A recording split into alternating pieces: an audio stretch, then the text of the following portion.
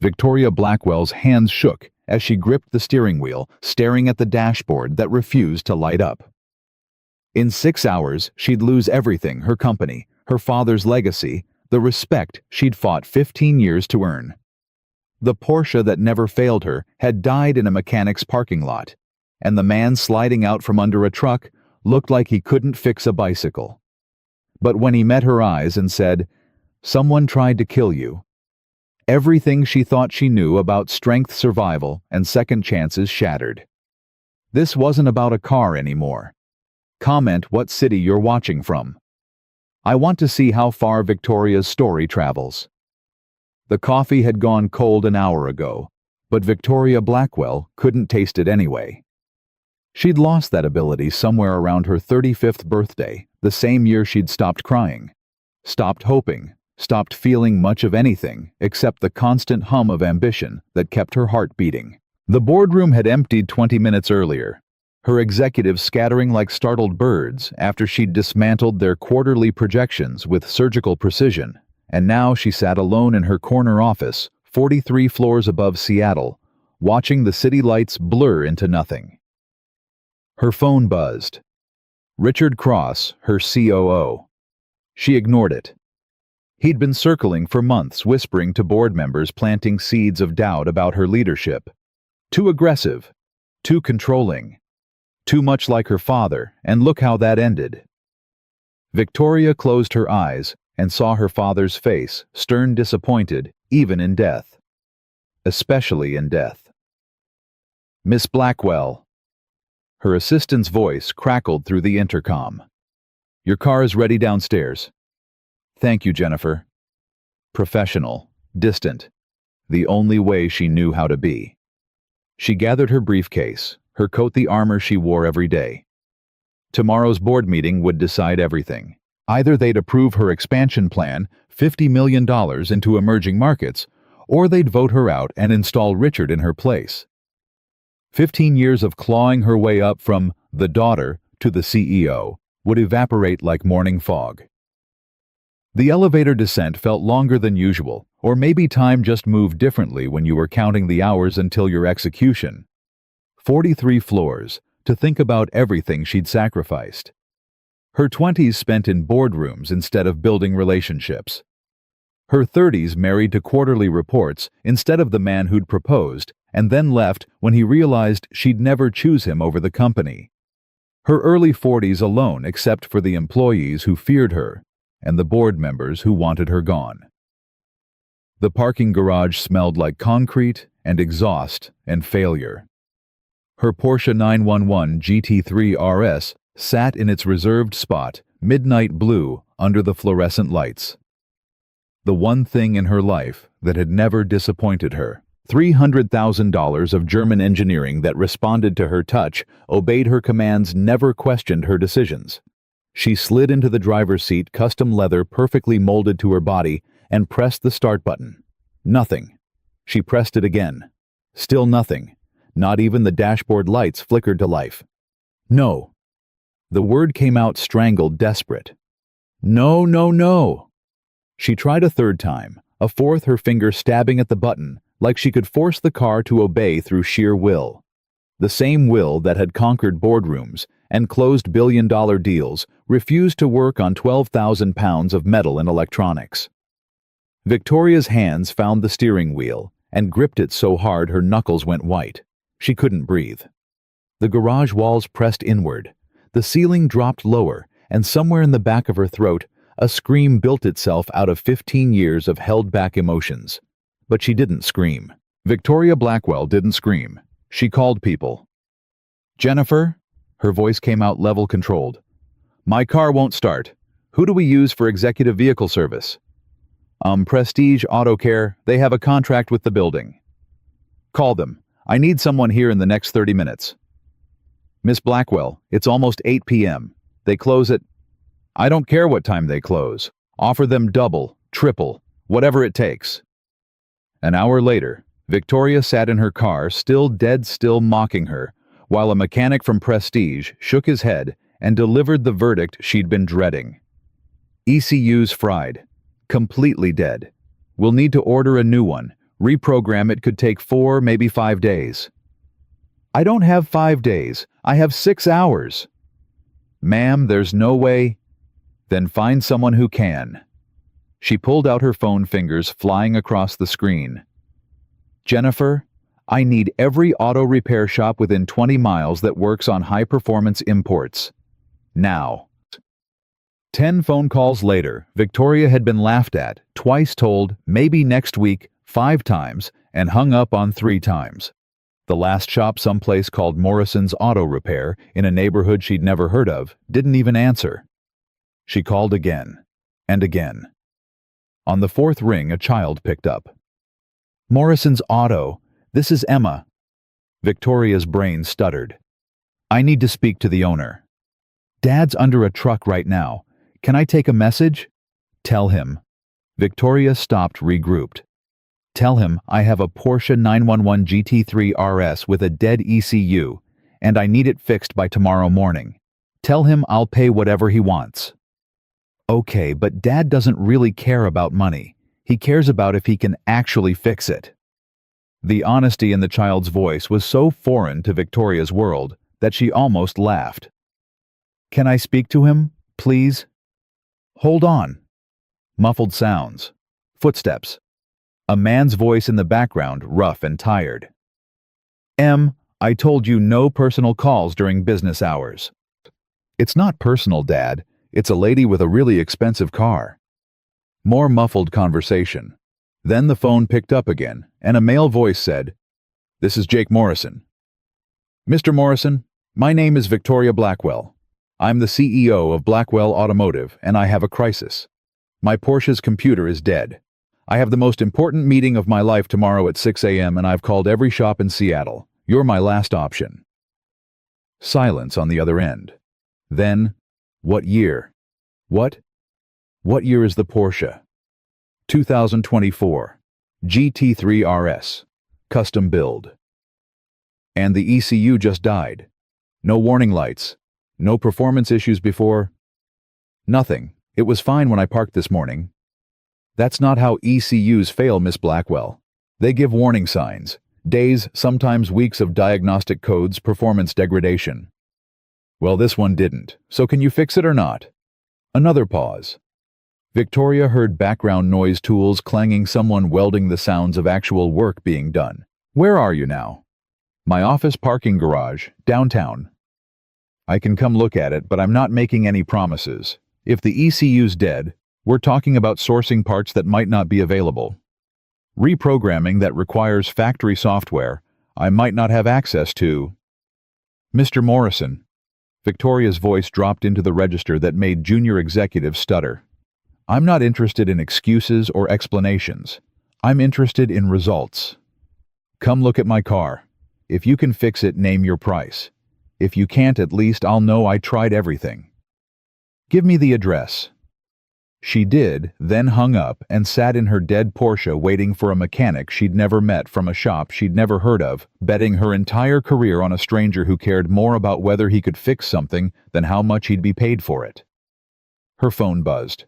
Richard Cross again. This time she answered. Victoria, just checking in before tomorrow's meeting. You're still planning to present the expansion plan? Of course. Good, good. I know some board members have concerns, but I'm sure you'll address them. You always do. His voice carried false warmth like oil floating on water. By the way, I heard your car had some trouble tonight. Victoria's blood went cold. How did you know that? Jennifer mentioned it when I called earlier. I hope it's nothing serious. You know how important tomorrow is.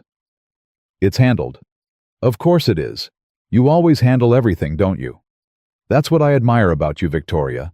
Your refusal to ask for help, even when you should. He paused just long enough for the words to sink in. See you tomorrow. The call ended, and Victoria sat in the silence, her mind racing. Richard knew about the car. He'd called it trouble before she'd told him what kind of trouble. And that pause, that deliberate pause before, even when you should, it felt like a threat wrapped in concern. Her phone buzzed again. Unknown number. This is Victoria. Miss Blackwell, Jake Morrison. I'm pulling into your garage now. Black Ford F-150. Where are you parked? Level P3 Executive Section, Space 301. 3 minutes later, a truck that had seen better years rumbled up to her Porsche. The contrast was almost funny. Her car probably cost more than his truck's entire Blue Book value times 10. A man climbed out mid-40s wearing jeans and a work shirt with Morrison's stitched across the chest. Grease stained his hands. His boots had seen a decade of hard use, and he moved with the economical grace of someone who'd learned that wasted motion meant wasted time. Behind him, a girl, the daughter Emma, bounced out of the passenger seat. Maybe 10 years old, ponytail, curious eyes. "You brought your child to a parking garage at 9 p.m., Victoria asked before she could stop herself. "School break. Mrs. Rodriguez couldn't watch her tonight." Jake's voice held no apology. "Emma, stay by the truck." "Can I bring your tools?" "Not yet." He approached the Porsche like a doctor examining a patient, circling it slowly, eyes scanning every detail. Then he crouched by the driver's door and held out his hand. "Keys." Victoria handed them over, and something about the gesture felt oddly intimate, trusting this stranger with access to the one thing in her life that had never failed her. Jake slid into the driver's seat, his frame too big for the space designed for her smaller build, and pressed the start button. Nothing. He tried again. Still nothing. Then he popped the hood, got out, and spent 5 minutes just staring at the engine bay, occasionally reaching in to touch a wire, check a connection. Victoria stood beside him, arms crossed, watching. "Well?" "Give me a minute." "I don't have a minute. I have 5 hours until I need to be in a hotel room trying to sleep before the most important day of my career." He didn't look up. "Then you should probably head to that hotel because this is going to take longer than a minute." "Excuse me." Now he looked at her, and his eyes, dark, tired, but somehow kind, held hers without flinching. "Miss Blackwell, I could rush this. I could poke around, make guesses, maybe get lucky. Or I could do it right. Which do you want?" "I want my car fixed." "Then let me work." He pulled out his phone, turned on the flashlight, and bent back into the engine bay. Victoria stood there useless while this mechanic did things she didn't understand with her car that represented everything she'd built. Emma appeared at her elbow, offering a bottle of water. "Dad says most people get dehydrated when they're stressed. You look stressed." "I'm fine." "That's what Dad says too, but Mrs. Rodriguez says men and women who say they're fine are usually the least fine people." Emma tilted her head, studying Victoria with the brutal honesty only children possessed. "Are you rich?" "Emma." Jake's voice carried a warning from under the hood. "What I'm just asking. The car's really expensive and her watch probably costs more than our house." Victoria looked down at her Patek Philippe. The girl wasn't wrong. "Yes, I'm rich." "Does it make you happy?" The question landed like a punch to the chest. That's not really how it works." "So no?" "Emma Tools." Jake's hand emerged from the engine bay, palm up. "The multimeter." The girl ran to the truck and returned with a yellow device Victoria didn't recognize. Jake took it, plugged leads into various connections, studied the readout. His face changed, jaw tightening, eyes narrowing. "What?" Victoria demanded. "What is it?" "Your ECU's fried like the other mechanic said, but it didn't fail naturally." "What does that mean?" Jake straightened, holding up his multimeter. "This reads voltage. Your battery should show 12.6 volts at rest, maybe 14.5 when charging. I'm reading 15.2 volts in several circuits. That's way too high." "In English, please." "Someone overcharged your battery system, deliberately. The voltage spike fried your ECU and probably damaged other components too." He met her eyes. "Miss Blackwell, this wasn't a malfunction. This was sabotage." The parking garage tilted sideways. Victoria's hand found the Porsche's hood to steady herself. "That's impossible." "I'm looking at the evidence. Someone with knowledge of automotive electrical systems deliberately damaged your car. Who would? But she knew. The phone call from Richard. His comment about her car trouble before she'd told him the details. His suggestion that she should ask for help. Oh God. You know who did this. I don't know. I can't prove anything. Victoria's mind raced connecting dots she'd been too busy to see. My COO. He wants my job. Tomorrow's board meeting could give it to him. If I don't show up, you lose everything. Yes. Jake looked at his daughter, then back at Victoria. I can fix this. You said it would take days. It will take me until 5 a.m. if I work straight through without sleep. I'll need to source an ECU from a Porsche in a junkyard reprogram it, install it, test every electrical circuit. It's going to be close. Why would you do that? Work all night for someone you don't know. He studied her face, and Victoria felt exposed in a way that had nothing to do with the fluorescent lights. Because somebody tried to hurt you, and I really don't like bullies. Also, Em. Yeah, Dad. Remember that lesson about standing up for people, even when it's hard? Yeah.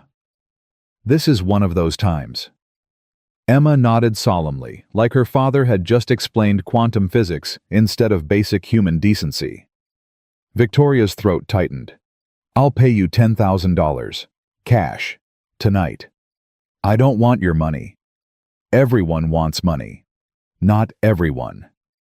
Jake pulled out his phone, started scrolling through contacts. I want something else. Name it. When I fix your car when you walk into that boardroom tomorrow and show your COO that he didn't win that sabotage, doesn't beat skill and determination. I want you to remember something. What? That the guy who saved your career was a mechanic you'd never met. That intelligence and worth don't come from titles or bank accounts. That sometimes the people you overlook are the ones who'll show up for you when everyone else is trying to tear you down. Victoria stared at him.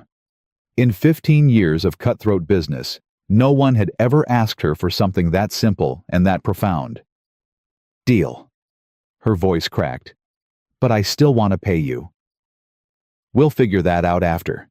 Right now, I need to make some calls, wake up some people who won't be happy about it, and turn your car into my top priority. He looked at Emma. You good to help? I'm always good to help. That's my girl. Miss Blackwell, you should go home, get some rest. I'll call you when it's done. I'm staying. Ma'am, it's my car, my career, my life. Someone just tried to sabotage. I'm not going anywhere. Jake studied her for a long moment, then nodded. All right. But you're going to be bored. Most of fixing things is just patience and repetition. I'll manage. What Victoria didn't say, couldn't say, was that she hadn't felt this alive in years. Standing in a parking garage at 9:30 on a Tuesday night watching a mechanic and his daughter prepare to save her entire world, she felt something crack open in her chest, something that had been frozen so long she'd forgotten it existed. Hope. Jake made his calls, parts suppliers, other mechanics people who owed him favors. His voice stayed calm, professional, never pleading, just stating facts and asking for help. Within 20 minutes, he had an ECU being pulled from a wrecked Porsche in Tacoma, a diagnostic computer borrowed from a shop in Kent, and 3 other mechanics who promised to owe him big time after this. Emma set up a portable work light. Victoria offered her corporate credit card for the parts Jake refused. She offered to order food he accepted, but insisted on pizza from a specific place in his neighborhood, not from any expensive downtown restaurant. She offered to call her building security to give them access to better lighting. He pointed out that his portable setup was better than anything the building had. At 10 p.m., Jake's friend arrived with the ECU. They spent 30 minutes in hushed consultation, pointing at diagrams on Jake's phone, discussing things Victoria couldn't follow, ignition timing maps, and fuel injection protocols, and CAN bus architecture. At 11 p.m., Victoria's phone rang. Richard Cross. She let it go to voicemail. At midnight, Emma fell asleep in the truck's passenger seat, and Jake covered her with a blanket before returning to work. The tenderness in that gesture made Victoria's eyes sting. At 1 a.m., Jake emerged from under the hood grease up to his elbows, exhaustion written in every line of his face, and said, "I need to test something." He got in the driver's seat and pressed the start button. The engine roared to life, that glorious sound Victoria had heard 1,000 times but never appreciated until now. The dashboard lit up like Christmas, every system responding, every circuit flowing with power. Jake let it run for 30 seconds, then turned it off. ECU's in, programmed. But I need to trace every electrical system, make sure nothing else was damaged. That's going to take another 3 hours minimum. It's running. I could drive it now. You could drive it into a wall if the steering assistance fails, or into traffic if the brake system's been compromised. You want to risk your life or just your career? Victoria thought about Richard's phone call about someone deliberate enough to sabotage her car in a secured parking garage. No, do it right. Smart choice. At 2 a.m., Victoria dozed off in her car's passenger seat and dreamed of her father's funeral. The board members circling her like sharks, their condolences hiding calculations about how quickly they could replace her. She woke with a gasp, disoriented, and found Jake watching her from under the hood. Bad dream. Old dream. Want to talk about it? Not particularly. Fair enough. He went back to work, and Victoria watched his hands scarred, calloused, impossibly skilled trace wires through the engine bay, with surgeon's precision. Every movement deliberate. Every test methodical. No shortcuts. No guesses. Just competence built over years of learning how things break and how to fix them. Mr. Morrison. Jake. Jake, can I ask you something? Shoot. Why do you do this, fix cars in a small shop, when you clearly have skills that could earn you more money somewhere else? His hands paused. You ever have something you're good at that doesn't make you happy? My entire career. Yeah, I used to design guidance systems for aerospace. Satellites, missiles, things that go into orbit. Good money, great benefits, impressive title. He resumed testing connections. Then my wife got cancer, stage 4, 9 months from diagnosis to funeral, and I realized I'd spent years launching things into space when I should have been launching my daughter's dreams. Victoria's chest tightened. I'm sorry. Me too. But after Sarah died, I looked at Emma and thought about what kind of father I wanted to be. The kind who works 80-hour weeks on projects that don't matter, or the kind who shows up for school plays and teaches her how to fix things when they break. He glanced up. Turns out fixing cars pays enough to keep us fed and gives me enough time to actually raise my daughter. So here I am. Do you ever regret it? Giving up that career. Every time I pay bills. He smiled, tired but genuine. But not when Emma shows me a perfect score on her math test, or when she figures out a problem I'm working on, or when she tells me I'm the best dad in the world. Those moments worth more than any satellite I ever launched.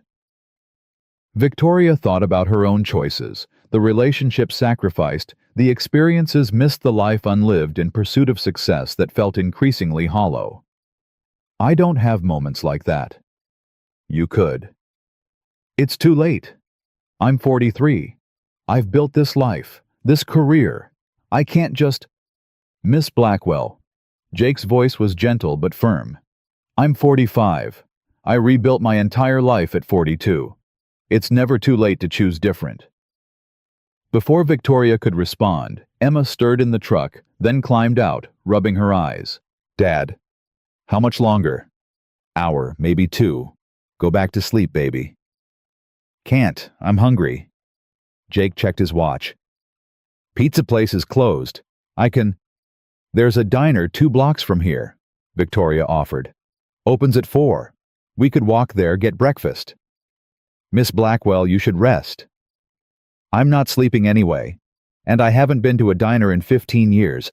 I think I'm due. So at 3:45 a.m., Victoria Blackwell, CEO of a multi-billion-dollar company, wearing a suit that cost more than most people's monthly rent, walked to an all-night diner with a mechanic and his 10-year-old daughter. They sat in a cracked vinyl booth, ordered coffee that tasted like regret, and pancakes that tasted like childhood, and talked about things that had nothing to do with business. Emma explained her science fair project, something about renewable energy, that went over Victoria's head. Jake told a story about a customer who'd tried to fix his own transmission with YouTube videos and made everything worse. Victoria found herself laughing, actually laughing for the first time in months. "What about you?" Emma asked, drowning her pancakes in syrup. "What do you do?" "I run a company." "What kind of company?" "We make parts for cars. Engines, transmissions, electrical systems." Emma's eyes lit up. "Like the ECU Dad's replacing?" "Exactly like that." "That's so cool. Do you know how they work?" Victoria opened her mouth, then closed it. She'd approved budgets for ECU development, reviewed technical specifications, signed off on manufacturing contracts. But did she actually know how they worked? "Not really. I know what they do, but not how." "Dad could teach you. He's really good at explaining complicated stuff." Jake smiled into his coffee. "I don't think Miss Blackwell needs automotive lessons." "Why not?" "She's got an automotive company. Shouldn't she know how stuff works?" The logic was so simple and devastating that Victoria couldn't argue. "You're right. I should know." They finished breakfast as dawn started painting the sky gray-pink. Jake paid the bill over Victoria's protests, and they walked back to the parking garage in companionable silence. The city was waking up, delivery trucks, early commuters, the daily machinery of commerce grinding into motion. Victoria's phone buzzed. 5 a.m. 1 hour until she needed to be in the boardroom. Jake was under the hood when they returned, running final tests. The multimeter beeped, connections clicked, and finally he straightened, wiping his hands on a rag that made them worse instead of better. "Start it up." Victoria got behind the wheel and pressed the button. The Porsche purred to life, perfect, responsive, alive. Every dashboard light came on exactly as it should. Every system responded. It felt like coming home after a long, terrible journey. Jake leaned in the window. "All electrical systems tested and certified. You're good to go." "How much?" "We talked about this." "Jake, you worked all night. You called in favors. I did what needed doing. You can pay for the parts. That's $600. Everything else." He shrugged. "Consider it an investment in making sure good people don't lose to bad people."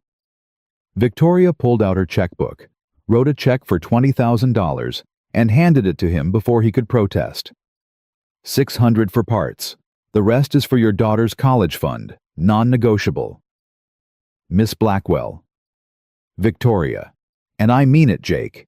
You gave me back more than my car tonight. The least I can do is make sure Emma has every opportunity my money can buy." He looked at the check, then at his daughter, then back at Victoria. "Thank you." "Thank you." Victoria started to back out, then stopped. "Jake, that thing you wanted me to remember. Yeah. I won't forget. Ever." She drove out of this parking garage as the sun finally broke over Seattle's skyline, and for the first time in 15 years, Victoria Blackwell believed that maybe, just maybe, there were still people in the world worth trusting. Her phone rang. Richard Cross. This time she answered. "Good morning, Richard." "Victoria, I've been trying to reach you all night. Everything okay?" "Everything's perfect. See you in 45 minutes." She hung up before he could respond and smiled. The board meeting started at 6 a.m. sharp.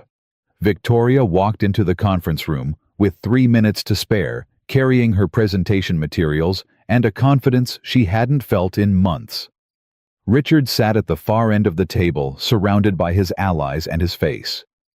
When he saw her, the flicker of shock, quickly masked by false warmth, told her everything she needed to know. He'd expected her to fail. Expected her to miss this meeting. Expected his sabotage to work. "Victoria, wonderful to see you. I trust everything's well with your vehicle?" "Fixed. Thank you for your concern." "Oh, I'm surprised. Jennifer said it was quite serious. It was. Fortunately, I found someone skilled enough to handle it.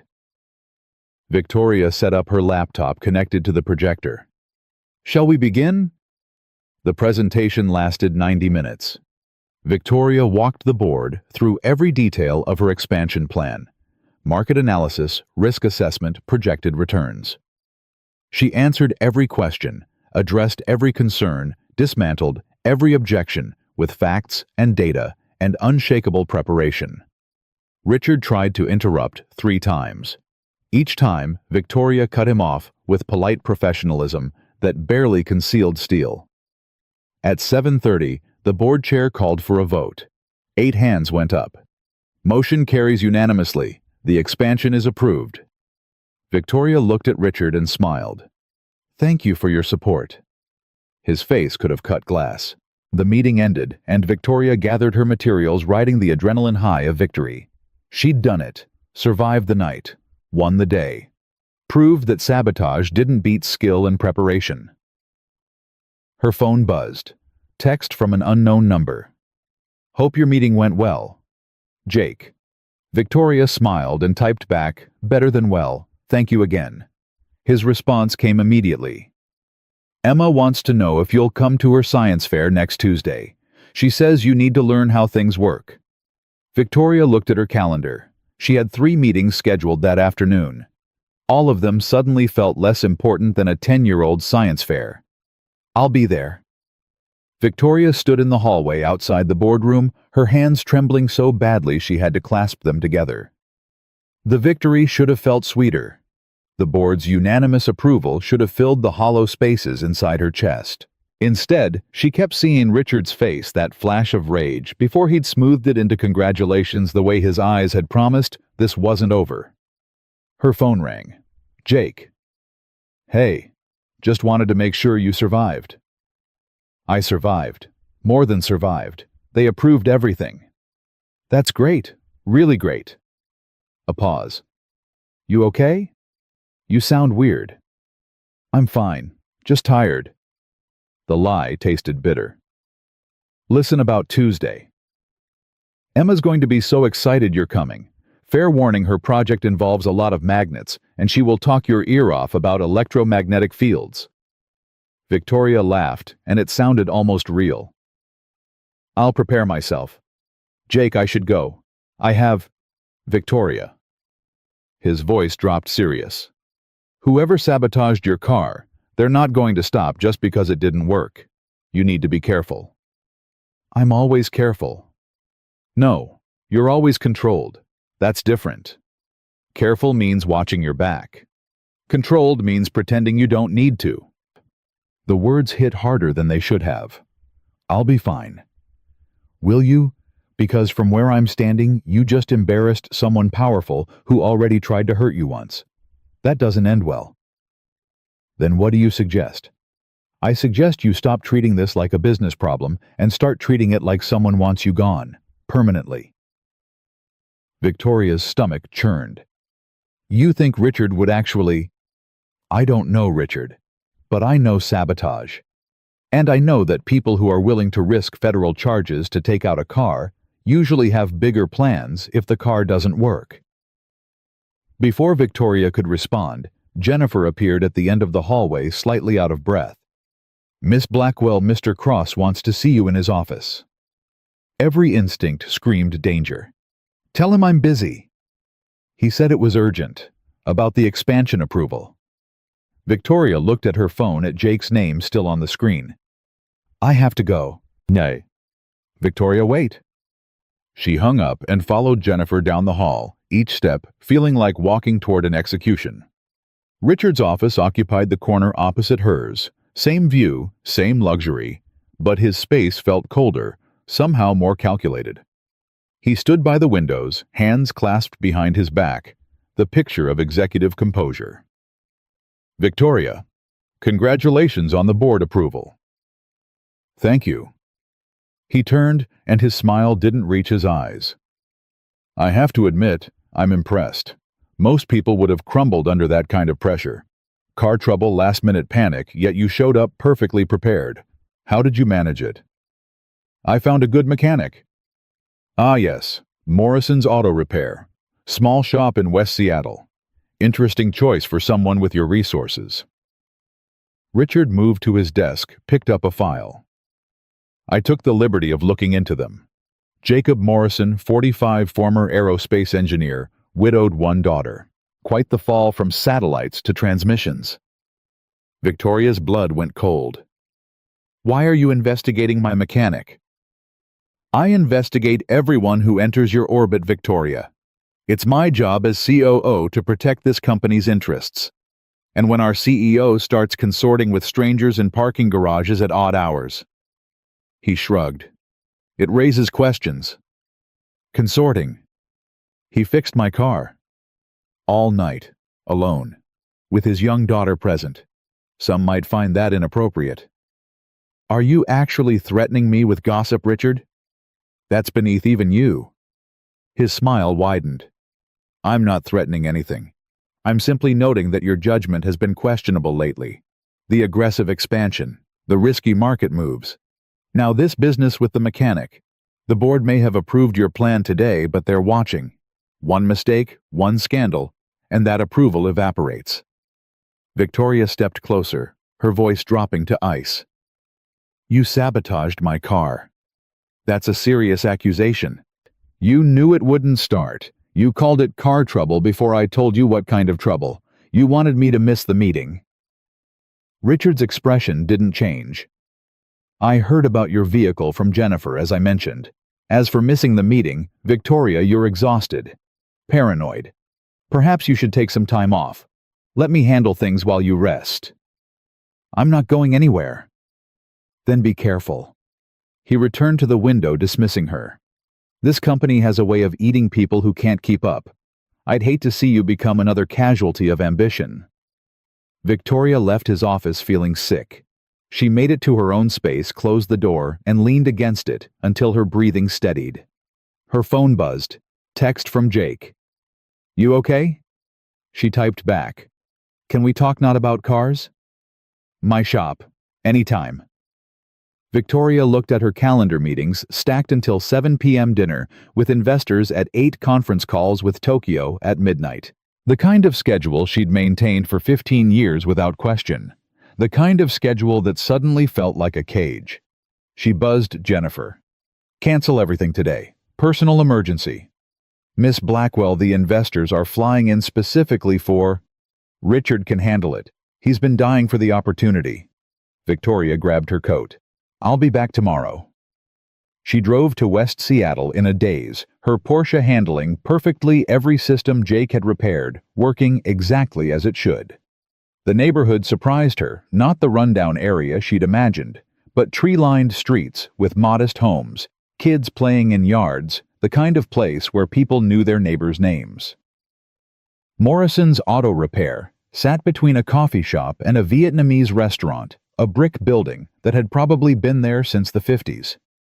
The bay doors stood open, revealing 3 cars in various states of repair. Jake worked under a Honda, only his legs visible, while Emma sat at a desk doing homework. Miss Blackwell. Emma jumped up, grinning.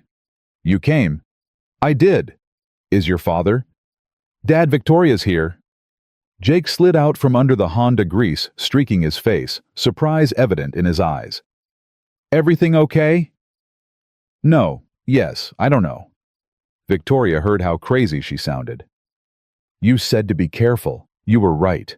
Richard knows about you about last night. He's threatening to... I don't even know what he's threatening, but it's something. Jake stood wiping his hands. Can you give us a minute? Can I go to Theo's house? His mom said I could come over. Yeah, baby. Be back by 5. Emma grabbed her backpack and ran out, leaving Victoria and Jake alone in the shop.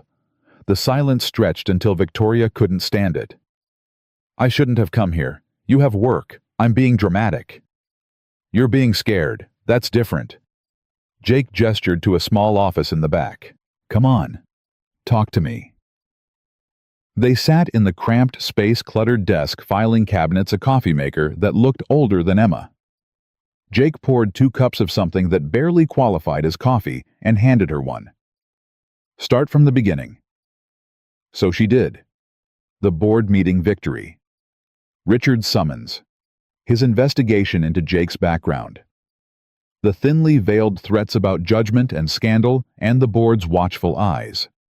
By the time she finished, Jake's jaw was tight. He's setting you up. For what? I don't know yet. But investigating me, making sure you know he knows about me, that's deliberate. He wants you paranoid, looking over your shoulder, making mistakes. Jake leaned forward. Victoria, has anything else weird happened, besides the car? She thought about it. My apartment building had a security breach last week. They said it was a false alarm, and someone accessed my office after hours. Monday night security footage showed a maintenance worker, but when I asked about it, building management couldn't find any record of scheduled maintenance. Jesus, you didn't think that was important? I thought it was coincidence. There's no such thing as coincidence when someone's trying to take you down. Jake pulled out his phone.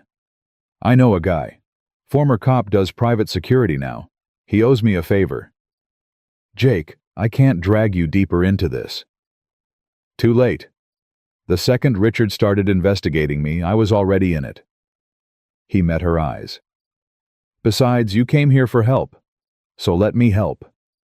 Victoria's throat tightened.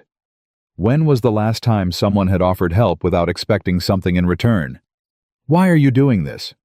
Because you need it. And because Emma would never forgive me if I let something happen to the lady who's coming to her science fair.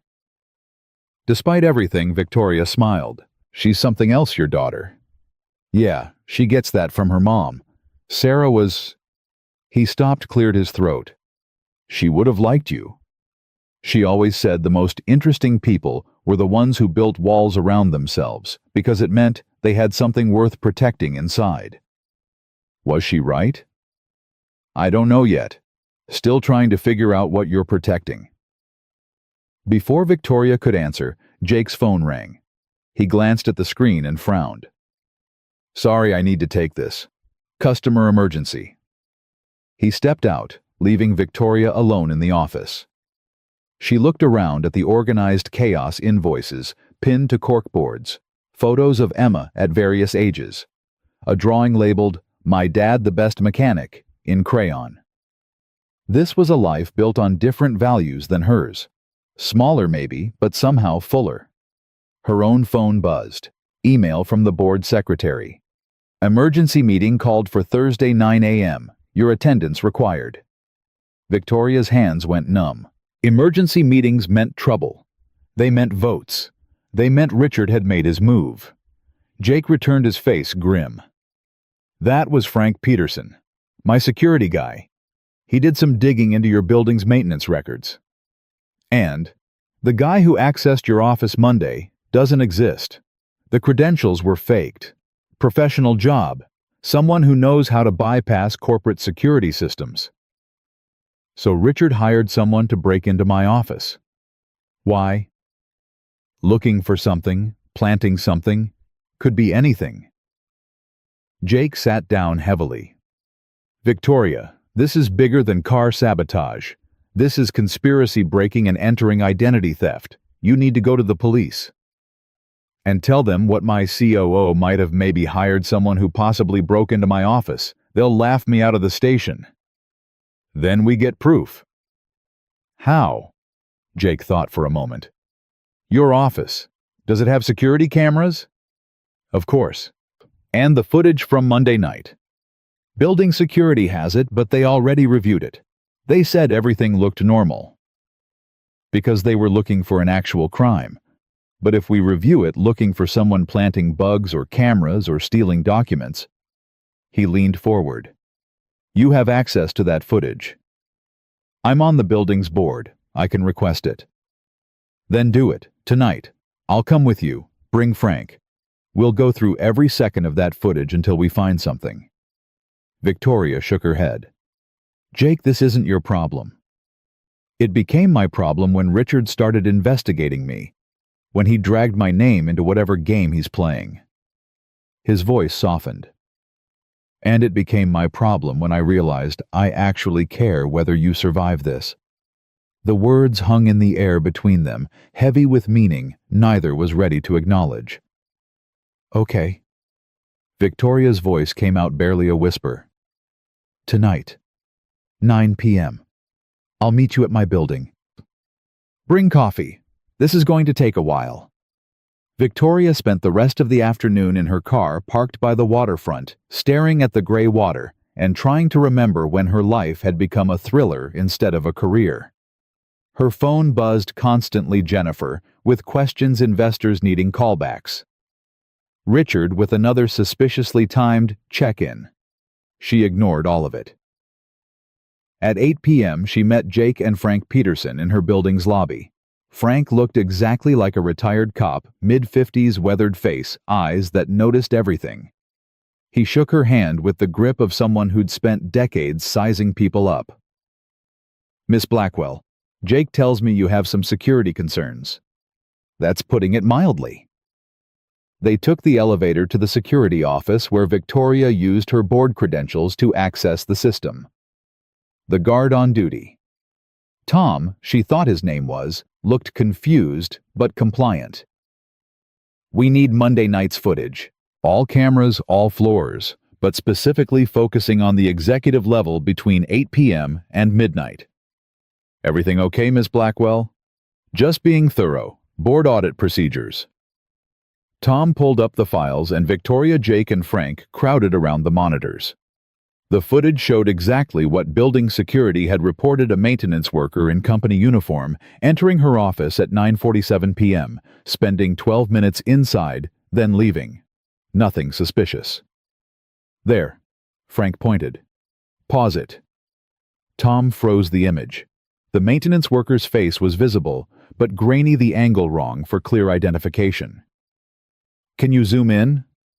Tom tried, but the resolution degraded into pixels. "What about other cameras, lobby, elevator, parking garage?" They pulled those feeds, tracked the worker's movements backward.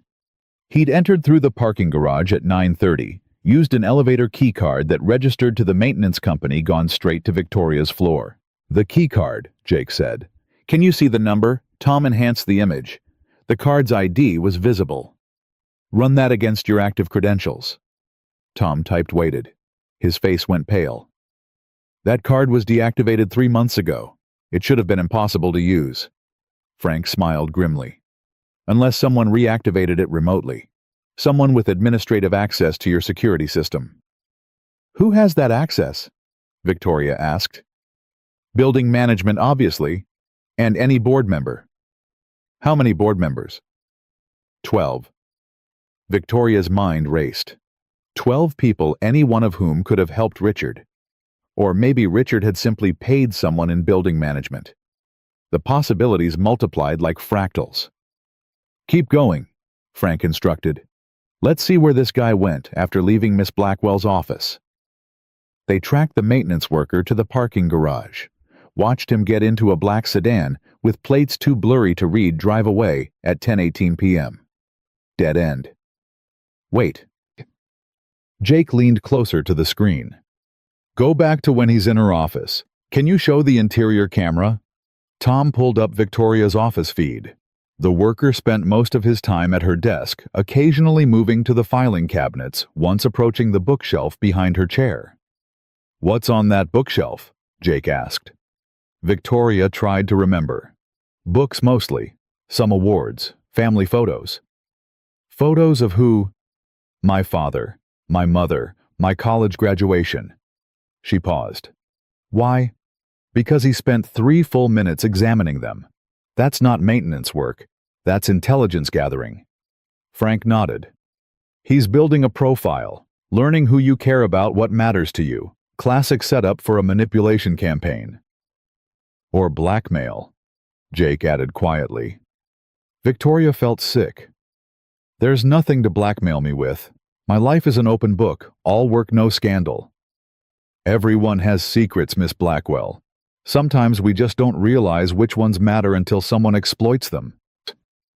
They watched the rest of the footage in silence. The worker left nothing obvious behind, disturbed nothing noticeably, but Victoria now understood that absence of evidence wasn't evidence of absence. He'd been there. He'd invaded her space. And somewhere in those 12 minutes he'd taken or planted something that would come back to haunt her. "We need to sweep your office," Frank said. "Check for bugs, cameras, anything that doesn't belong."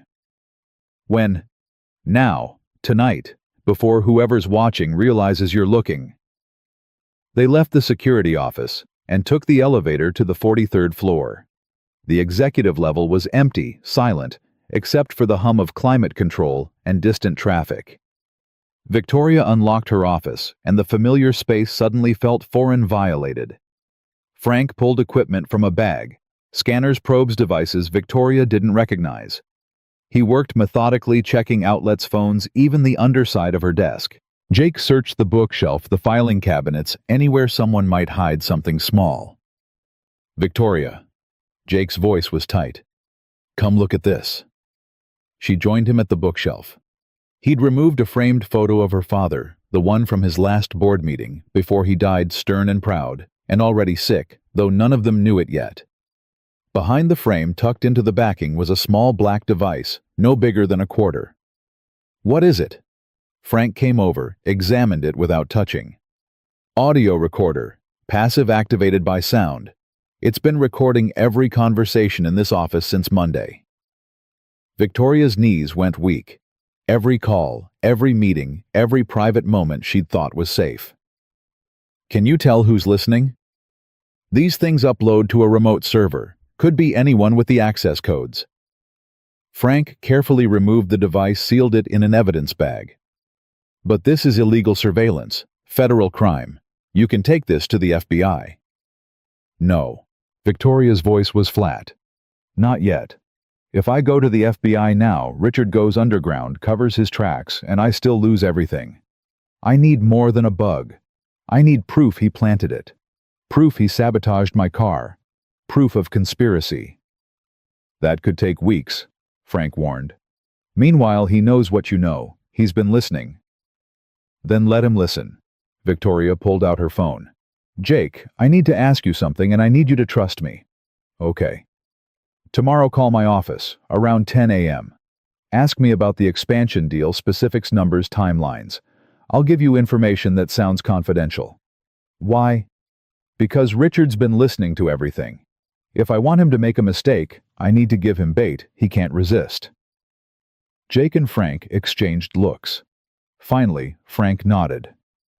"It could work. Feed him false information, wait for him to act on it, catch him in the act." "It's risky," Jake said. "If he figures out it's a trap." "Then I'm no worse off than I am now." Victoria looked at the bug in Frank's evidence bag. "He invaded my life, my space, my privacy. I'm done being scared. I'm done being careful. I want him caught, and I want evidence that puts him away." "You're sure about this?" Jake's eyes searched hers. "I've never been more sure of anything." They left the building at midnight, Victoria carrying the bug like it was nuclear material. Frank promised to have it analyzed, see if they could trace the server, identify who had access. Jake walked her to her car, and the parking garage felt different now, not safe, not hers, just another place someone could hurt her. "You're going to be okay," Jake said. "You don't know that." "No. But I'm going to do everything I can to make it true." Victoria looked at this man who'd somehow become essential to her survival in less than 48 hours. "Why do you even care? You barely know me." "I know you showed up at my shop covered in grease and desperation. I know you ate diner pancakes at 4 a.m. with my daughter and didn't complain once. I know you're fighting for something you built against people who want to tear it down." He smiled. "That's enough." "Is it? Emma thinks you're brave, and my daughter's usually right about people." Victoria felt tears threaten and blinked them back hard. "I should go. Tomorrow's going to be—" She didn't have words for what tomorrow would be. "Call me when you get home, just so I know you're safe." "Jake, I'm not your responsibility." "I know. Call me anyway." She did. Pulling into her building's underground garage 20 minutes later, the phone on speaker as she grabbed her briefcase. I'm home. Good. Lock your door. Check your windows. Don't trust anyone. You sound like you're expecting assassins. I'm expecting someone desperate who's already crossed multiple lines. That makes them unpredictable. A pause. Victoria, if this gets too dangerous, if you feel threatened at all, I'll run straight to your shop and hide behind Emma. She's scarier than both of us combined. Jake laughed, and the sound eased something tight in Victoria's chest. She really is. Okay, sleep if you can. I'll call at 10. Thank you for everything. Thank me when this is over. Victoria rode the elevator to her penthouse, checked every lock, every window, then stood in her living room and looked at the city spread out below. Somewhere out there, Richard was planning his next move. Somewhere evidence existed that could save her or destroy her. Somewhere her father's ghost judged every decision she made. But for tonight, she was alive. She was fighting. And she wasn't alone anymore. Her phone buzzed one last time. Text from Emma. Dad says you're in trouble. If you need someone to spy on the bad guys, I'm really good at being quiet. Also, I can bring Mr. Whiskers. He's my cat and he's very intimidating. Victoria smiled through tears she hadn't realized were falling and typed back, I'll keep that in mind. Thank you, Emma. Anytime. Adults are weird, but you're less weird than most. Highest compliment I've received all year. Dad says go to sleep now. He's bossy when he's worried. He's right to be bossy. Good night, Emma. Good night, Victoria. Tomorrow's going to be better. Victoria hoped the child was right. She went to bed still wearing her suit phone clutched in one hand like a lifeline and dreamed of parking garages and bugs and mechanics who showed up when you needed them most. Tomorrow she'd set the trap. Tomorrow the war would begin in earnest. Tonight she just needed to survive until dawn. Dawn came too quickly. Victoria woke at 5:30 to her phone buzzing with emails, each one a small detonation in the careful trap she was setting. The board meeting scheduled for Thursday had been moved up to this afternoon at 2. Richard's doing, obviously. He was accelerating whatever endgame he'd planned, and Victoria had less than 9 hours to be ready. She showered dressed in her armor, the Armani suit that made her feel invincible even when she wasn't, and arrived at the office by 6:45. Jennifer was already there looking frazzled. Miss Blackwell, thank God. Mr. Cross has been asking for you since 6. He says it's urgent. Everything's urgent with Richard. Victoria set down her briefcase deliberately, slow, deliberately calm. Tell him I'll see him at 8. Not before. He said it couldn't wait. Then he can practice patience. I have calls to make. Jennifer hesitated clearly, torn between two executives, then nodded and retreated. Victoria closed her office door, pulled out her personal phone and texted Jake. Meeting moved to 2 p.m. Need the call at 9:30 instead of 10. Can you do it? His response came immediately. Yes, Frank's analyzing the bug now. Found something interesting. Tell me. Not over text. After the call. Victoria's stomach twisted, but she forced herself into CEO mode. She had an hour to prepare to review her notes to make sure every word she said during Jake's call would be convincing enough to fool Richard, but false enough to catch him when he acted on it. At 8 precisely, she walked to Richard's office. He sat behind his desk perfectly composed, except for the tightness around his eyes that said he hadn't slept well either. Victoria, good morning. Richard, you wanted to see me. The board meeting. I assume you've heard it's been moved up. I heard. There are concerns. Several board members have expressed doubts about the expansion timeline, the risk assessment, the allocation of resources. He steepled his fingers. I've tried to defend your proposal, but the questions are legitimate. What questions? Whether you're spreading the company too thin. Whether your judgment is sound, given recent personal issues. He paused. Whether someone else might be better suited to lead this expansion. Someone like you. I didn't say that. You didn't have to. Victoria leaned forward. Let me be clear, Richard. Whatever you're planning, whatever play you think you're making, it won't work. I built this company from the ground up after my father died. I've survived hostile takeovers, market crashes, and board revolts. I'll survive you. I'm not trying to destroy you, Victoria. I'm trying to save you from yourself. His voice dripped false concern. You're exhausted, paranoid, making poor decisions. The incident with your car, this obsession with some mechanic now missing meetings yesterday. I didn't miss meetings. I delegated them. To me, last minute, without proper briefing. He shook his head. The board notices these things. They're worried you're losing control. Victoria stood. Tell the board I'll see them at 2, with a presentation that will address every concern and prove exactly who's fit to lead this company. She left before he could respond, her heart hammering. Back in her office, she forced herself to breathe, to think, to plan. Jennifer appeared with coffee she hadn't asked for, but desperately needed. Miss Blackwell, are you all right? You look... I'm fine. Hold all calls until 9:30. There's one I'm expecting, and I need to take it privately. Of course. Should I? That's all. Thank you, Jennifer. The minutes crawled. Victoria reviewed financial reports she'd memorized years ago, projected growth numbers she could recite in her sleep, anything to keep her mind busy. At 9:28, her office phone rang. She let it ring twice before answering. Victoria Blackwell? Miss Blackwell, it's Jake Morrison. I hope I'm not calling at a bad time. His voice was different, professional, slightly formal, exactly right for a business call. Victoria activated the speakerphone, knowing the bug would pick up every word. Not at all, Mr. Morrison. What can I do for you? I wanted to follow up on our conversation the other night.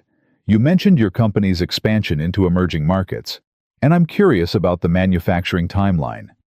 My shop does some consulting work, and if Blackwell Automotive is looking for quality control specialists. Actually, that's excellent timing. We're finalizing supplier contracts this week. Victoria pulled out the false documents she'd prepared. The main production facility will be in Vietnam, with preliminary operations starting in March. We've allocated $22 million for the initial setup, with equipment orders going through our standard vendor Pacific Manufacturing Supply. Vietnam. That's ambitious. What about tariff concerns? We've structured the deal through a subsidiary in Singapore to minimize tariff impact.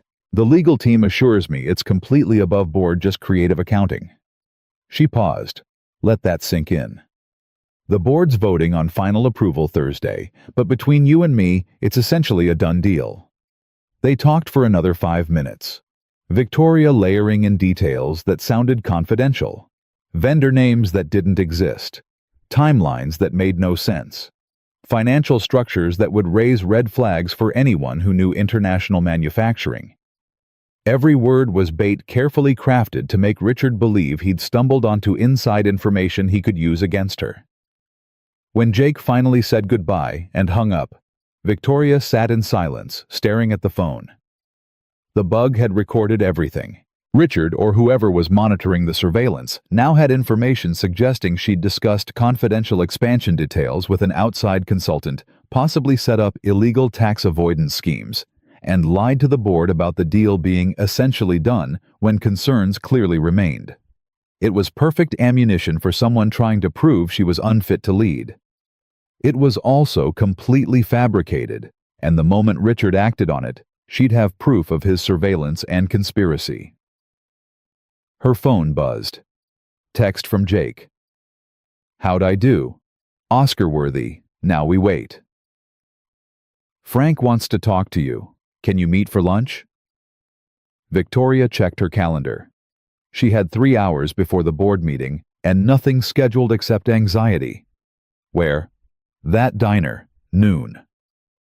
She arrived at 11:45, found Frank and Jake already in a booth, coffee and tension between them. Frank slid a folder across the table as she sat down. The bug we found in your office. We traced the signal. And it uploads to a private server owned by a company called Sentinel Solutions. They're a corporate intelligence firm, basically legal spies for hire. Very expensive, very discreet, very good at covering their tracks. Victoria's hands went cold. Richard hired corporate spies. Someone did. The account is registered to an LLC that's hidden behind 3 layers of shell companies, but we found something interesting. Frank pulled out a printout. One of those shell companies shares a board member with a firm that Richard Cross invested in 2 years ago. The connection's buried, but it's there. That's not proof he hired them. No, but it's a thread we can pull. Combined with the falsified maintenance credentials, the timing of your car sabotage, and now this fake information you fed him. Frank leaned back. We're building a case. Not enough for prosecution yet, but enough to take to your board with credibility. The board meeting's in 2 hours. Then don't reveal everything. Not yet. Jake's voice was firm. You show them the bug, they'll demand investigations committee's delays. Richard will lawyer up and disappear behind plausible deniability. So what do I do? You wait for him to act on the false information. He heard you talking about Vietnam facilities and Singapore subsidiaries. If he brings that up in the meeting, tries to use it against you, you've got him. Frank tapped the folder. Because we can prove those companies don't exist. Those contracts were never written, and the only way he could know about them is through illegal surveillance. Victoria's mind raced through scenarios, possibilities, risks. What if he doesn't take the bait? What if he's smart enough to verify before using it? He won't verify. He's desperate. Jake's eyes held hers. Desperate people make mistakes. You said so yourself. And if I'm wrong, if this blows up in my face, then you're no worse off than you were yesterday. At least this way you're fighting back. Jake reached across the table, his hand stopping just short of hers. Victoria, you've spent your whole life being careful, being controlled, playing by rules other people made. Maybe it's time to break some rules. She looked at his hand, rough and scarred, and somehow the most reassuring thing in her world right now. I don't know how to do this. Any of this. I'm good at boardrooms and balance sheets, not corporate espionage. You're learning. Fast. Frank smiled grimly. For what it's worth, I've seen politicians and CEOs crumble under less pressure than you're handling. You're tougher than you think. Or more stubborn. Same thing usually. Victoria checked her watch. 1:15. 45 minutes until the meeting that would decide her future. I should go. Prepare. Victoria. Jake's voice stopped her. Whatever happens in there, remember something. What? You're not alone anymore. You've got people in your corner. Use that. She nodded, not trusting her voice, and left the diner feeling both terrified and strangely empowered. The drive back to the office took 15 minutes, each one ticking down like a countdown to detonation. She rode the elevator to the 43rd floor, walked past Jennifer's concerned face, and entered the boardroom at exactly 2 p.m. The 12 board members were already seated, Richard at the far end, looking like a spider in the center of his web. Victoria took her place at the head of the table, opened her laptop and smiled. Good afternoon, everyone. Thank you for making time on such short notice. Victoria. The board chair, Marcus Fielding, looked uncomfortable.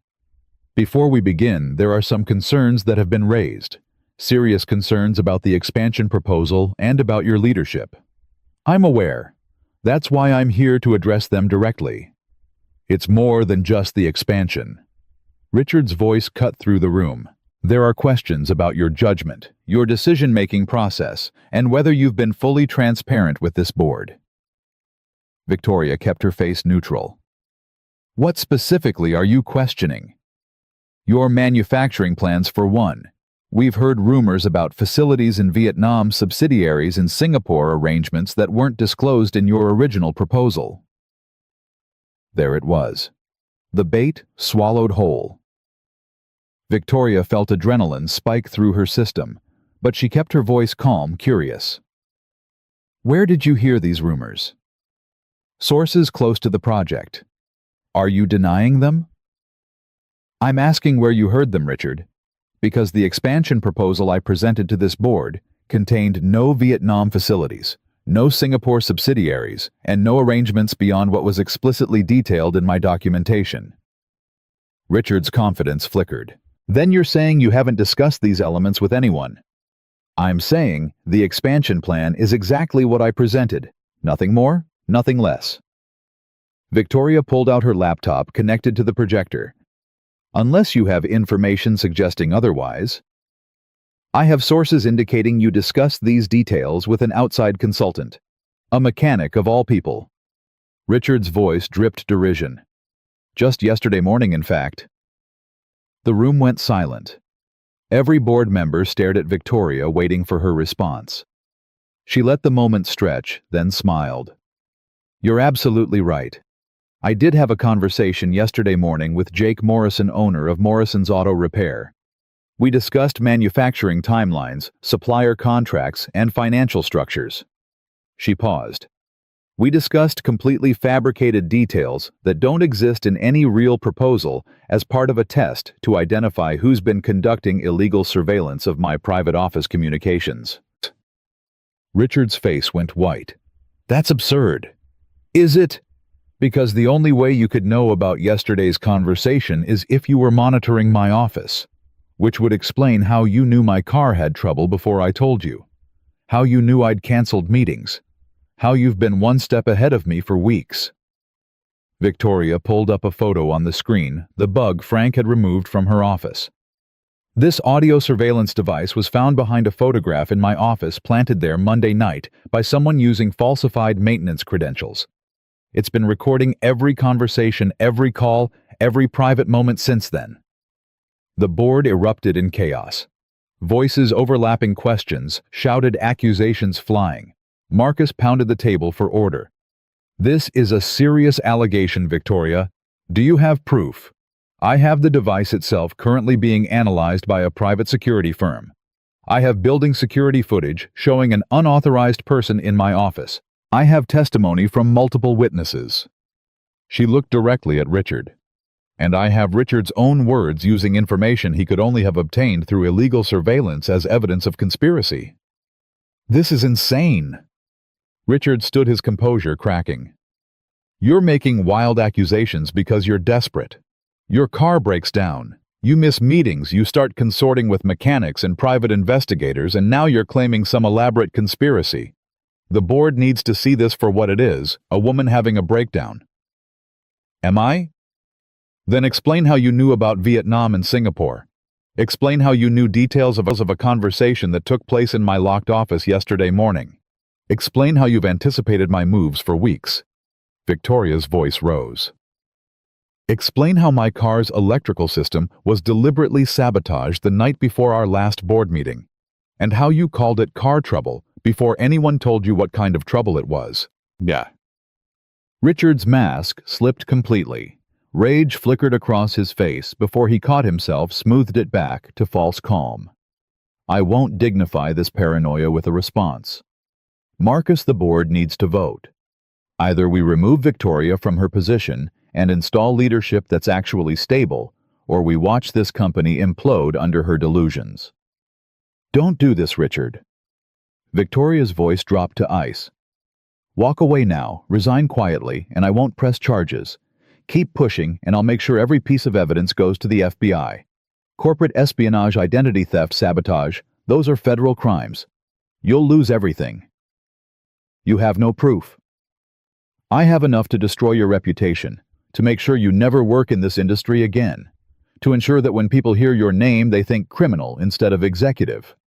Victoria leaned forward. Is my job really worth your freedom? The room held its breath. Richard stood frozen, calculating odds, weighing risks. Finally, he grabbed his briefcase. This board will regret supporting her. You're betting on someone who's clearly unstable, who brings criminals into her personal life, who makes decisions based on paranoia instead of facts. He looked at Victoria with pure hatred. You've won today, but this isn't over. Yes, it is. Security will escort you out. Your access to company systems has been revoked. Your employment is terminated effective immediately. Victoria's voice didn't waver. Goodbye, Richard. He left, his footsteps echoing in the stunned silence. Victoria turned back to the board, her hands shaking but her voice steady. I apologize for that scene, but I won't apologize for protecting this company and myself from someone who was willing to commit crimes to take control. The expansion proposal stands as originally presented. I'm happy to answer any questions. Marcus cleared his throat. I think we need time to process this. All of this. Victoria, can you give us the room? She nodded and left her legs barely supporting her. In the hallway, Jennifer stood wide-eyed. Miss Blackwell, what just happened? Security just escorted Mr. Cross out and he was screaming about lawyers. Later, Jennifer, I need... Victoria's phone rang. Jake. She answered, her voice shaking. It worked. He took the bait. He's gone. Are you okay? I don't know. The board's deliberating. They might still vote me out. This could all be for nothing. It's not nothing. You stood up to him. You fought back. That matters. Victoria slid down the wall, sitting on the floor in her $3,000 suit phone pressed to her ear. I'm so tired, Jake. I'm so tired of fighting. I know, but you're almost through it. Just hang on a little longer. Will you... She stopped, embarrassed. Never mind. Will I what? Will you come here? I know it's stupid. You have work. I'm being weak. You're being human. That's different. I'm on my way. 20 minutes later, Jake stepped off the elevator, grease-stained and out of place among the corporate glass and steel. Victoria had moved to her office by then, staring out the windows without seeing anything. He knocked once and entered without waiting. Hey. Hey. She didn't turn around. I destroyed a man's career today, ended his livelihood, made sure he'll probably face criminal charges. He destroyed his own career when he decided to commit crimes. I know. I know that logically. But I keep thinking, what if I'm wrong? What if there's an explanation I'm not seeing? Jake moved to stand beside her. Then the evidence will show it. But Victoria, you saw his face when you confronted him. That wasn't innocence. That was rage at being caught. I've never done anything like this before. Business competition, yes. Hostile negotiations, sure. But this... She gestured helplessly. This was personal. Ugly. Mean. You defended yourself.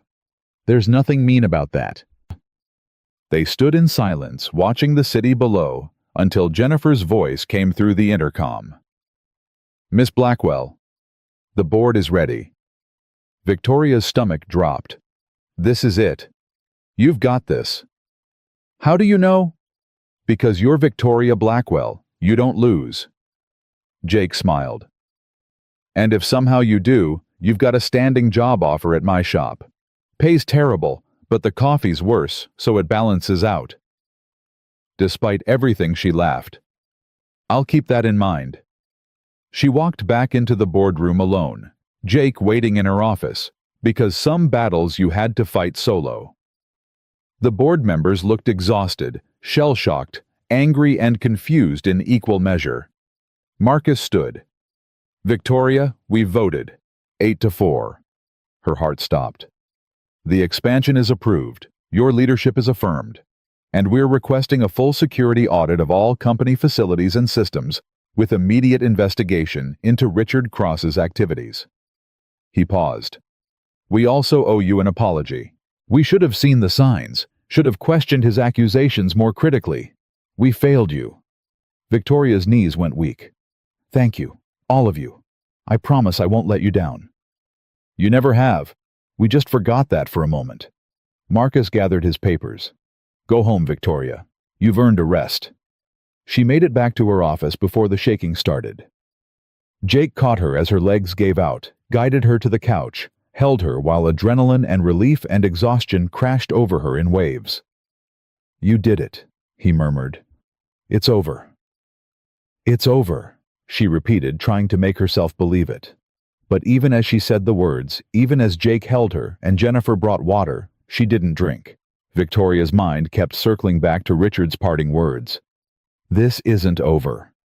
It had sounded less like a threat and more like a promise, and men like Richard Cross didn't make empty promises. Her phone buzzed. Text from an unknown number. Congratulations on your victory. Enjoy it while it lasts. Victoria showed Jake. His face hardened. Frank needs to see this. Now. Maybe it's just Richard being bitter. Or maybe it's Richard making good on his threat. Victoria, this isn't over. Not really. We exposed him. We got him fired, but we didn't put him in jail. He's still out there, still angry, still connected. Jake pulled out his own phone. I'm calling Frank, and you're not staying in this office alone tonight. Jake, I can't just... Yes, you can. You can make one decision that prioritizes safety over pride. Please. Victoria looked at the text message at Richard's promise echoing in those anonymous words and nodded. Okay, but I'm buying dinner. Good dinner, not diner food. Deal. Emma's going to be disappointed she missed all the excitement. She can come too. I'll order enough for an army. They left the office together as the sun set over Seattle, and Victoria tried not to think about how fragile victory felt when your enemy was still armed and planning his next move. She tried to focus on survival, on making it through one more day, on the strange comfort of knowing a mechanic and his daughter had somehow become the closest thing she had to family. But late that night, alone in her penthouse, while Jake and Emma stayed in the guest room because he'd refused to leave her unprotected, Victoria stood at her windows and wondered how many more battles she'd have to fight before she could finally rest. Her phone buzzed one last time. Another unknown number, another message. You took everything from me. Now I'll take everything from you. Sleep well, Victoria. She didn't sleep at all. Morning found Victoria standing in her kitchen at 5 a.m., making coffee she wouldn't drink while Jake slept on her couch and Emma curled up in the guest bed clutching a stuffed rabbit. The threats from last night sat heavy in her chest. Richard's words looping endlessly through her exhausted mind. You took everything from me. Now I'll take everything from you. Her phone rang, shattering the quiet. Frank Peterson, his voice rough with urgency. Victoria, we have a problem. Big problem. What happened? Richard filed a lawsuit at midnight. He's claiming wrongful termination, defamation, and emotional distress. But that's not the worst part. Victoria's stomach clenched. What's the worst part? He's also filed criminal complaints against you. Harassment, conspiracy to commit fraud, abuse of corporate power. It's all bullshit, but it ties you up in legal proceedings for months, maybe years. He can't do that. We have evidence he committed crimes, not me. He's claiming the bug was planted by you to frame him, that the fake information about Vietnam was you setting him up, that everything you accused him of was actually your own crimes projected onto him. Frank paused. Victoria, he's got lawyers, expensive ones, and they're good. So what do I do? You get your own lawyers, today, and you prepare for the fight of your life because Richard Cross isn't going down quietly. Jake appeared in the doorway, hair disheveled, concern etched across his face. Victoria ended the call and filled him in, her voice flat with shock. He's suing me. He's pressing charges. He's turned everything around and made me the criminal. That's insane. We have proof. We have a bug that he's claiming I planted. We have fake information that he's saying proves I'm unstable. We have my word against his, and he's got better lawyers. Victoria set down her coffee cup before she threw it. I destroyed my enemy, and he's destroying me back, and I don't know how to stop it. Then we find more evidence. Real evidence he can't twist. Jake pulled out his phone. Frank said Richard's connected to Sentinel Solutions through shell companies. We dig deeper, find the paper trail, prove he paid for surveillance. That could take months. So we work fast. Victoria, you didn't come this far to give up now. I'm not giving up. I'm just... She stopped, swallowed hard. I'm scared. Really scared. Not of losing the company or my reputation. I'm scared that I brought this into your life, into Emma's life. Richard knows about you now. He knows you helped me. What if he comes after you next? Jake crossed the kitchen, took her shoulders gently. Let him try. I've survived worse than angry executives. Have you? Because Richard Cross is vicious and connected, and now he's got nothing to lose? Men with nothing to lose do terrible things. So do women backed into corners. You're stronger than you think. Am I? Because right now I feel like I'm drowning, and every time I surface someone pushes me back under. Emma's voice interrupted from the hallway. Are you guys fighting? You're talking really loud. Victoria wiped her eyes quickly. Sorry, sweetie. Adult stuff. We didn't mean to wake you. I wasn't sleeping. I was listening.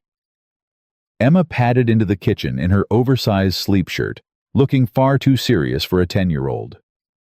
The bad man is trying to hurt you again. It's complicated, Em. Jake started, but Emma cut him off. It's not complicated. He's mean, and you're nice, and mean people always try to hurt nice people because they're jealous. She looked at Victoria with ancient eyes. My mom used to say that bullies only win if you let them scare you into quitting. Are you going to quit? No. Then he won't win. Emma said it with such certainty that Victoria almost believed it. They spent breakfast planning strategy like generals before battle. Frank arrived at 7 with a lawyer he trusted, a woman named Patricia Chen, who specialized in corporate litigation and had a reputation for eating opponents alive.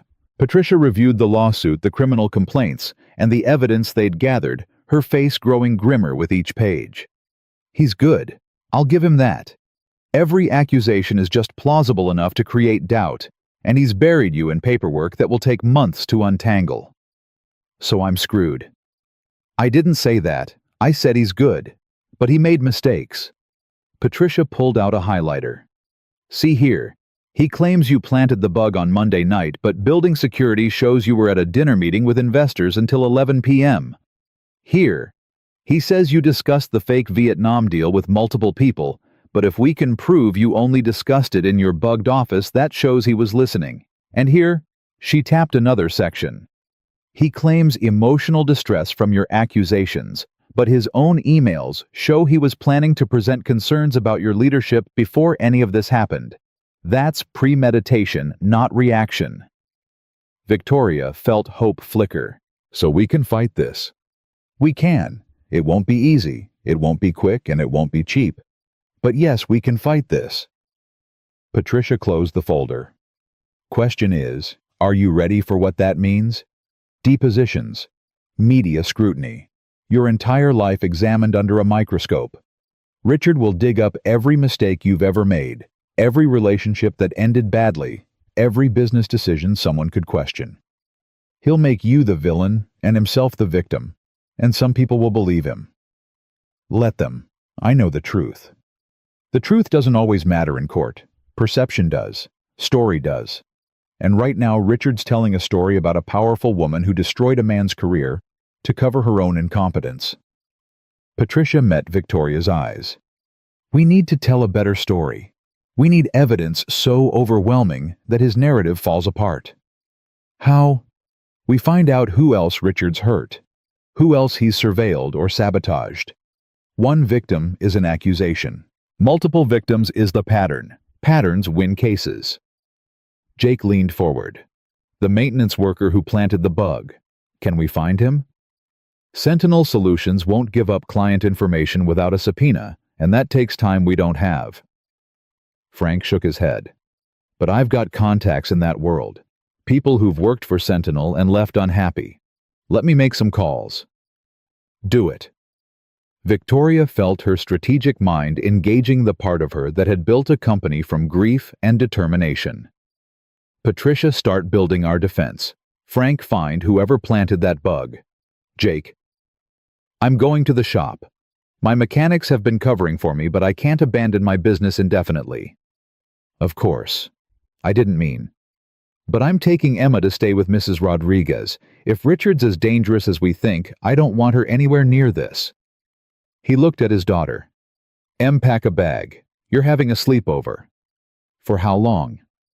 However long it takes. Emma's face crumpled. But I want to help. I want to make sure Victoria's okay. The best way to help is to stay safe. Please, baby, for me. After Jake and Emma left, after Patricia departed with files and determination, after Frank made his calls and promised updates by evening, Victoria sat alone in her penthouse and felt the walls closing in. Her phone buzzed constantly with messages from board members, employees, reporters who'd somehow heard about the lawsuit. She ignored all of them. At noon, Jennifer called. "Miss Blackwell, there are protesters outside the building. About 30 people with signs saying you're a corporate tyrant and demanding your resignation." "Who organized them?" "I don't know. They just showed up an hour ago." Richard's doing, obviously. Salting the earth, making sure even if Victoria won legally, she lost publicly.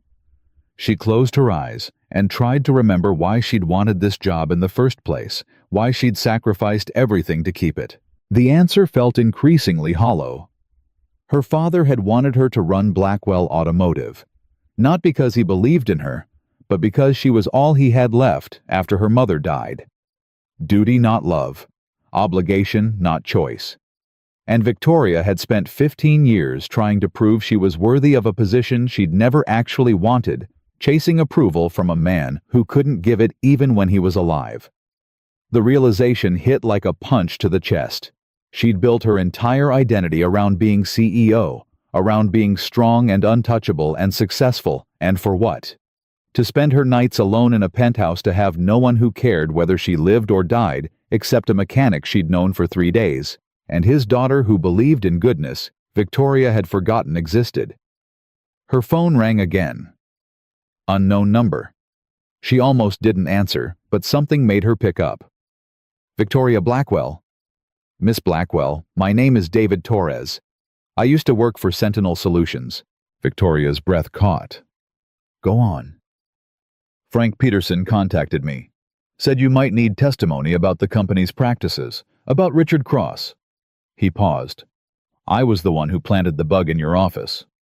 "Why are you telling me this?"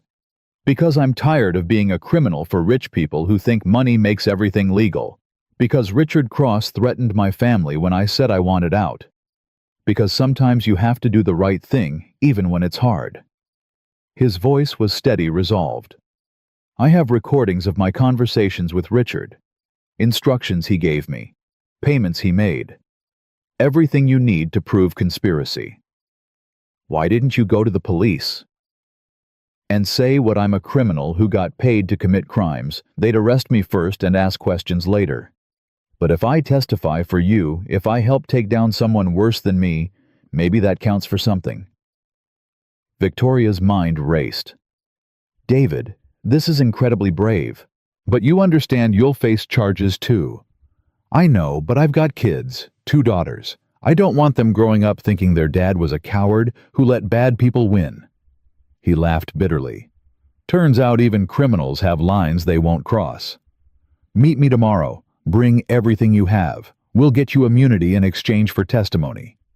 "Tomorrow might be too late. Richard knows I'm talking. He's already sent people to convince me to stay quiet."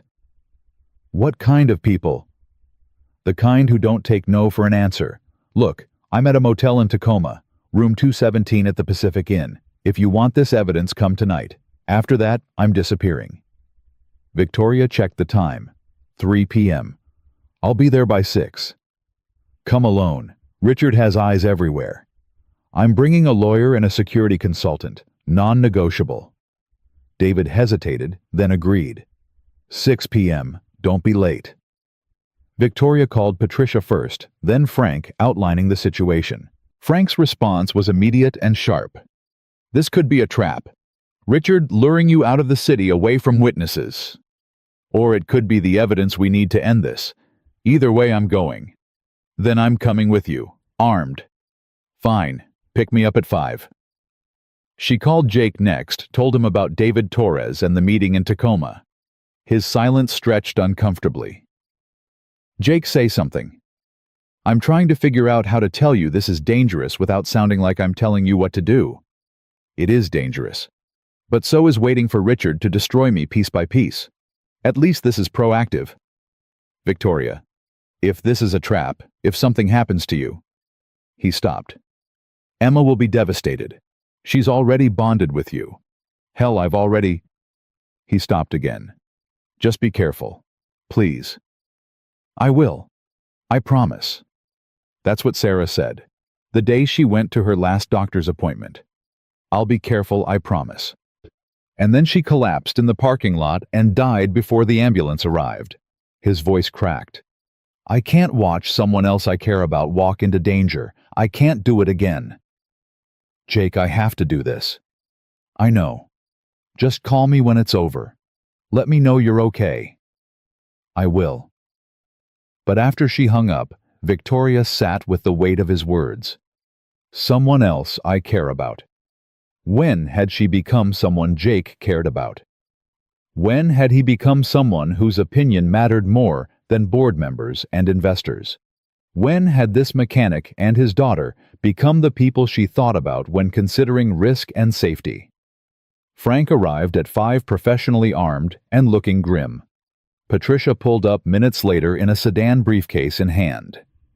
They drove to Tacoma in tense silence, the city giving way to suburbs and then to the seedier motels that clustered near the port.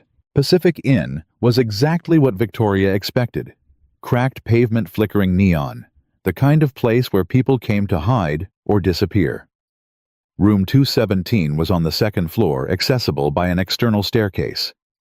Frank went firsthand near his concealed weapon, scanning for threats. He knocked 3 times. David Torres, Frank Peterson. We spoke earlier. The door opened, 6 inches security chain still engaged. A man's face appeared mid-30s, exhausted, scared. You're early.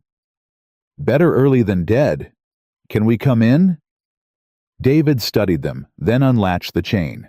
The room was standard motel despair, 2 beds, a bathroom that had seen better decades, a window overlooking the parking lot.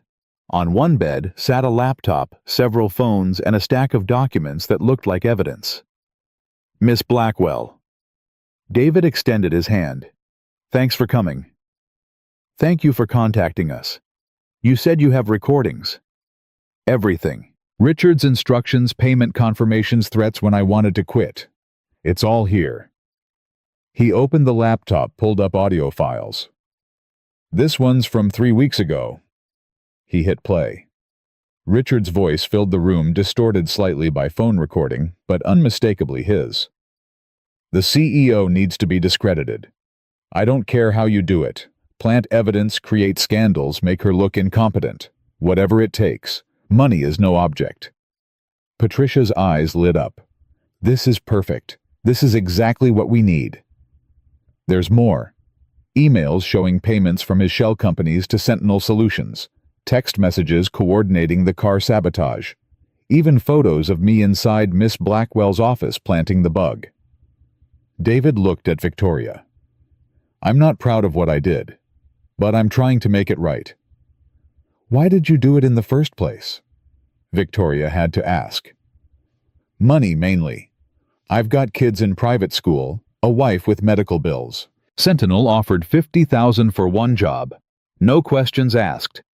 I told myself it was just corporate espionage. Nothing violent, nothing that would really hurt anyone.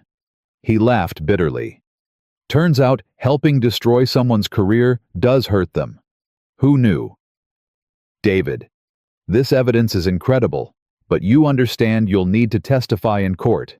You'll be cross-examined. Richard's lawyers will tear into your credibility. Patricia's tone was gentle but firm. Are you prepared for that? I'm prepared to tell the truth, whether anyone believes me. He shrugged. That's up to them. Frank was photographing documents, copying files, building a digital archive of evidence when the window exploded. Glass showered inward, and something metal bounced across the floor, spewing smoke. Victoria's brain registered tear gas a second before Frank grabbed her, and Patricia dragging them toward the door. Out now. But the door burst open before they reached it. 2 men in masks, moving with professional efficiency. Frank went for his weapon, but one of the men was faster, tasing him. He went down hard, convulsing. Patricia screamed. David ran for the bathroom and didn't make it, tackled by the second intruder. Victoria's eyes burned from the gas, her lungs screaming. She stumbled backward, trying to reach the window anywhere that wasn't filling with toxic smoke. Strong hands grabbed her arms, zip-tied them behind her back. Someone shoved a hood over her head, cutting off light and air and hope. Richard sends his regards. Then nothing but darkness, and the sound of her own panicked breathing as they carried her down the stairs and threw her into a vehicle. The engine roared to life, tires squealing, and Victoria understood with crystal clarity that this wasn't a legal battle anymore. This was survival. The drive lasted 30 minutes or 30 hours, Victoria couldn't tell. Time became meaningless in the suffocating darkness of the hood, in the terror of not knowing where they were taking her or what would happen when they arrived. She tried to stay calm, tried to think strategically, but panic kept clawing at her throat. The vehicle finally stopped. Hands dragged her out, marched her forward. She heard a door open, felt temperature change from cool evening air to stale indoor atmosphere. They pushed her into a chair, secured her zip-tied wrists to something behind her. Don't move, don't scream, don't do anything stupid. Footsteps retreated. A door closed. Silence, except for Victoria's ragged breathing and the thundering of her heart. She tested the restraints, solid professional. No give. She tried to slow her breathing to think past the fear. Frank, Patricia. David, were they okay? Were they hurt? Were they even alive? Time crawled. Victoria's arms ached. Her wrists burned where the zip ties cut into skin. She tried to orient herself through sound, but heard nothing useful. No traffic. No voices. Just oppressive quiet that suggested she was far from help. Finally, footsteps approached. The door opened closed. Someone removed her hood, and harsh fluorescent light stabbed her eyes. When her vision cleared, Richard Cross stood in front of her, perfectly composed in his expensive suit, looking at her like she was an insect he was deciding whether to crush. Victoria, I'm disappointed. I thought you were smarter than this. Richard, I thought you were many things, but I didn't think you were stupid enough to commit kidnapping. Kidnapping. He smiled. You came to a motel in Tacoma to meet a known criminal. Something went wrong. Tragic, really. The kind of thing that happens when CEOs make poor decisions. People know where I am. Frank, Patricia, David. David Torres is already on a plane to Mexico with $50,000 and a new identity. Frank Peterson and Patricia Chen are at a hospital being treated for tear gas exposure and will remember nothing useful. And you... Richard crouched to her eye level. You're going to disappear. A woman under tremendous stress, facing lawsuits and investigations, overwhelmed by the pressure.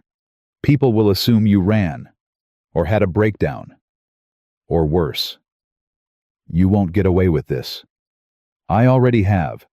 I've been planning this for months, Victoria. The car sabotage was just the beginning. The surveillance was to learn your patterns, your weaknesses, who you trusted. And you played perfectly into every trap.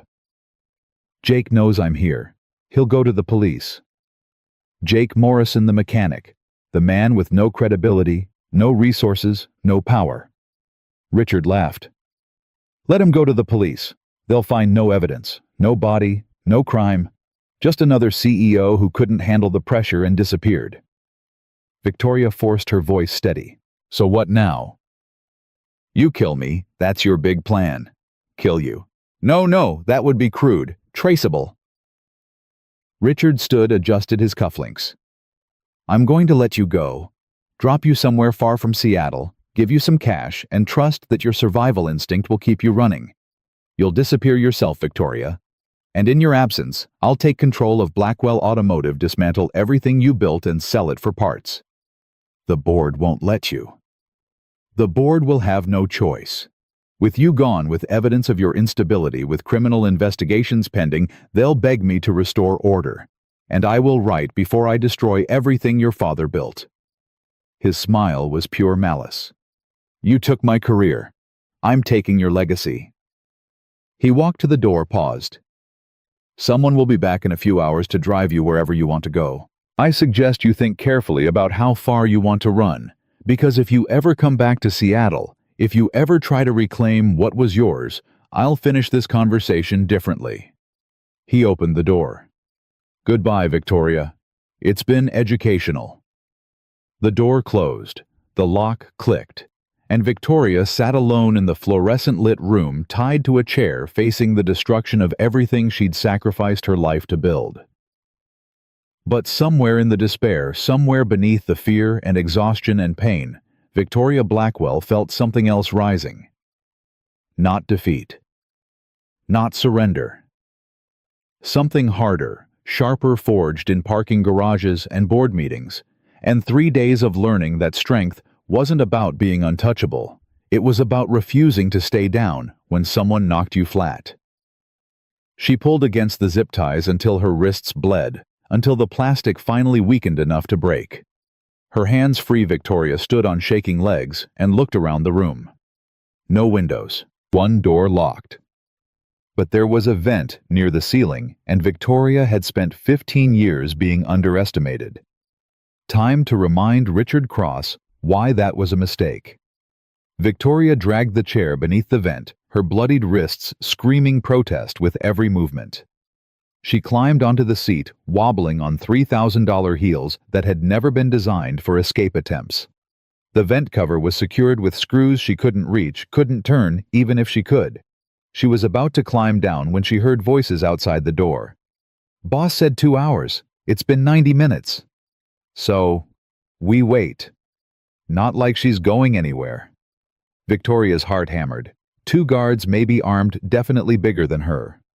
Fighting wasn't an option, but neither was waiting for Richard's people to drive her into the wilderness and leave her for dead. She looked around the room again, desperate for anything useful. The chair, the fluorescent light fixture, her shoes. Her shoes. Victoria kicked off one heel, tested its weight. The steel-reinforced stiletto wasn't much of a weapon, but it was something. She climbed down, positioned herself beside the door, and slammed her shoe against the metal frame 3 times hard. "Help! Please, someone help me!" Footsteps approached. "Shut up in there!" "Please, I'm having a heart attack. I can't breathe." Victoria clutched her chest, gasping loudly. "Please, I need help." The guards conferred in low voices. Finally, the lock clicked. The door opened 6 inches. A man's face appeared annoyed and skeptical. "Lady, you're fine. Just sit down and—" Victoria swung the shoe with everything she had. The heel caught him in the temple, not hard enough to knock him out, but enough to make him stagger back, cursing. She didn't wait to see if he recovered. She ran. The hallway was industrial concrete floors, exposed pipes, the kind of warehouse district that probably surrounded half of Tacoma's port. Victoria sprinted toward a red exit sign, her remaining shoe clicking against concrete. Behind her shouting, footsteps pounding, the second guard joining the chase. She hit the exit door at full speed, crashed through into cool night air and loading docks and shipping containers stacked like metal mountains. No people, no cars. Just industrial wasteland and the distant sound of water against pier pilings. There. Victoria ran between containers, her lungs burning her feet, protesting every step. She'd been an athlete in college before the business degree and the corporate life, but that was 20 years and a lifetime ago. The guards were faster, younger, trained for exactly this kind of pursuit. She ducked behind a container, pressed herself flat against rusted metal, trying to quiet her gasping breath. The footsteps slowed, spread out, hunting methodically. "Come on out, Miss Blackwell. You're just making this harder on yourself." Victoria's hand found her remaining shoe. She threw it hard in the opposite direction. It clattered against metal 50 feet away, and the footsteps converged on the sound. She ran the other way, toward the water, toward anything that wasn't Richard's men. She made it 3 container rows before her foot caught on a chain. She went down hard palms, shredding on concrete. The breath knocked from her lungs. Strong hands grabbed her arms before she could recover, hauled her upright. The guard she'd hit with her shoe held her blood trickling from his temple, rage written across his face. "Stupid move, lady. Really stupid." "Let me go." "Not a chance. Boss wants you gone, you're gone. Whether you make it easy or hard is up to you." A voice cut through the darkness. "Federal agent hands where I can see them." Everyone froze. From between the containers, Frank Peterson emerged, looking like death warmed over eyes red from tear gas, face bruised, but his weapon steady and his badge held high. Frank Peterson, former Seattle PD, currently contracted with the FBI on a kidnapping investigation. Release her. Now. The guard holding Victoria hesitated. "You're bluffing. There's no FBI." Want to test that theory? Because federal kidnapping charges carry mandatory minimums, and right now you're one trigger pull away from spending the next 20 years in prison. We didn't kidnap anyone. She came to that motel voluntarily. And then your associate tear-gassed the room and zip-tied her wrists. I've got photographs of the injuries. I've got witness testimony. And I've got a very motivated federal prosecutor who wants Richard Cross behind bars. Frank's voice was ice. Last chance. Let her go, or I start shooting. The guard released Victoria. She stumbled forward, nearly fell, but Frank caught her with his free hand while keeping his weapon trained on the two men. "Victoria, get behind me." She did, her whole body shaking with adrenaline and relief. Frank backed them toward the edge of the dock, weapon never wavering. Tell Richard his plan failed. Tell him evidence has been submitted to the FBI.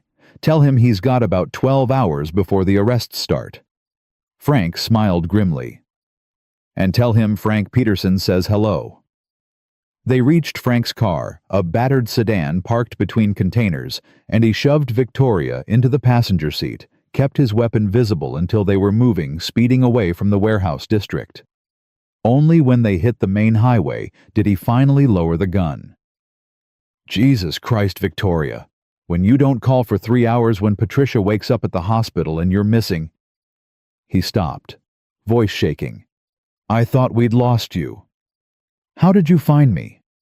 David Torres. Before they gassed the room, he activated a tracker app on his phone. We've been following the signal, but we couldn't get backup in time. Local police thought it was a prank. FBI wanted more evidence before moving. Frank's jaw tightened. So I came alone. You could have been killed. Yeah, well, Jake would have killed me if I let anything happen to you. Kids got it bad. Victoria's throat tightened. Is he okay, Emma? Safe. Emma's with Mrs. Rodriguez. Jake's been calling every 20 minutes demanding updates. You should call him. Let him know you're alive. Victoria pulled out her phone miraculously, still in her jacket pocket, and dialed with trembling fingers. Jake answered before the first ring finished. Victoria. Thank God. Are you hurt? Where are you? I'm okay. Frank got me out. We're heading back to Seattle. Richard's men grabbed you. They took you. If Frank hadn't... His voice broke. Don't ever do that to me again. Don't ever make me think I lost you. I'm sorry. I'm so sorry. Come to the shop. Both of you. We need to figure out what happens next. They arrived at Morrison's Auto Repair at 11 p.m. to find every light blazing and Jake pacing the service bay like a caged animal. The moment Victoria stepped out of the car, he was there pulling her into his arms, holding her so tight she could barely breathe. You're okay. You're really okay. I'm okay. But she wasn't. Not really. She was bruised and bleeding and terrified and exhausted, but she was alive, and that was something. Frank saved me. Again. Jake released her enough to grip Frank's shoulder. Thank you. Seriously. Thank you. Don't thank me yet. We've got a problem. Frank gestured to the shop office. David Torres, the tracker app I was following. It stopped transmitting an hour ago. Right around the time Richard said he'd put David on a plane to Mexico. So Richard was telling the truth. David took the money and ran. Or Richard killed him and disabled the tracker. Either way, our star witness is gone and all his evidence with him. Victoria felt the last of her hope crumble. Then we have nothing. No testimony, no recordings, just my word against Richard's. We have the evidence David gave us before the attack. The recordings on his laptop, the documents, the photos. which a defense attorney will argue are fabricated or obtained illegally, without David to authenticate them to testify under oath. She stopped forcing herself to think past the exhaustion. We need something Richard can't explain away, something that proves conspiracy without relying on David's testimony. Jake had been quiet, but now he spoke. The bug. The one we found in your office. Can we trace it back to Richard through the hardware? Sentinel Solutions buys these devices in bulk. Serial numbers lead nowhere. Frank shook his head. We'd need the purchase order, the installation contract, something with Richard's signature or payment authorization. What about the shell companies, the ones connecting Richard to Sentinel? Buried under lawyers and LLC filings. By the time we unravel that mess, Richard will have disappeared his assets and fled the country. They stood in frustrated silence until Victoria's phone rang. Unknown number. She almost ignored it, but something made her answer. Victoria Blackwell. Miss Blackwell, my name is Margaret Torres. I'm David's wife. The woman's voice shook with barely controlled fury. I just found out what my husband was involved in. What you people dragged him into. Mrs. Torres, I'm so sorry. We never meant for David to be in danger. If there's anything we can do, you can finish what he started. David called me 2 hours ago. Said he was sorry, said he'd made mistakes, but was trying to fix them. Then the call cut off. She paused, and Victoria heard tears beneath the anger. I don't know if my husband is alive or dead, but I know he kept insurance. Evidence he never told Richard Cross about hidden somewhere. Even Sentinel Solutions couldn't find it. Victoria's heart jumped. Where? He wouldn't tell me details, said it was safer if I didn't know. But he did say if anything happened to him, I should tell you to check where it all began, where Richard first approached him. Margaret's voice hardened.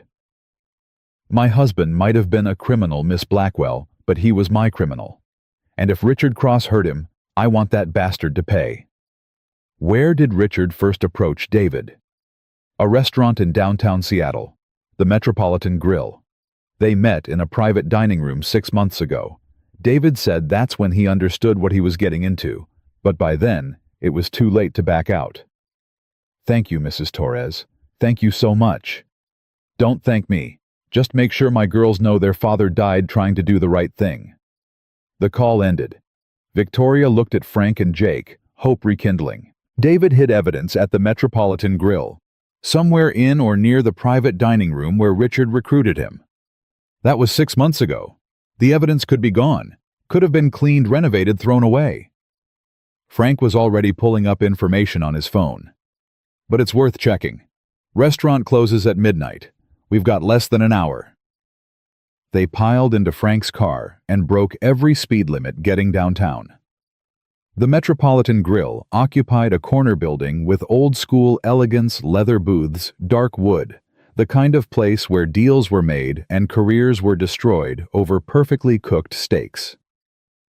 Frank flashed his credentials at the hostess. We need access to your private dining room. Official investigation. Sir, we close in 30 minutes. Can this wait until... No, it can't. Victoria stepped forward. I'm Victoria Blackwell, CEO of Blackwell Automotive. 6 months ago, a man named David Torres met someone in your private dining room. That meeting led to crimes that have destroyed lives. We believe evidence was hidden in that room, and we need to find it before it's too late. The hostess looked between them. Frank's official bearing, Jake's determined face, Victoria's desperation. Something in the story resonated. Room's this way, but I'm staying with you. Management rules. The private dining room was exactly what Victoria expected: intimate, expensive, soundproofed for confidential conversations. They searched systematically. Frank checked under the table behind paintings inside air vents. Jake examined light fixtures, electrical outlets, anywhere something small could be concealed. Victoria went through the sideboard, the wine rack, the serving station. Nothing. Where would you hide something in a room like this? Jake asked the hostess. Somewhere it wouldn't be found during normal cleaning, but wouldn't be destroyed either. She thought about it. We deep clean quarterly. Anything loose or removable gets checked. But there are places we never touch inside the walls under permanent fixtures behind the wainscoting. Victoria looked at the walls. Expensive dark wood paneling ran from floor to ceiling, broken only by a gas fireplace on one wall.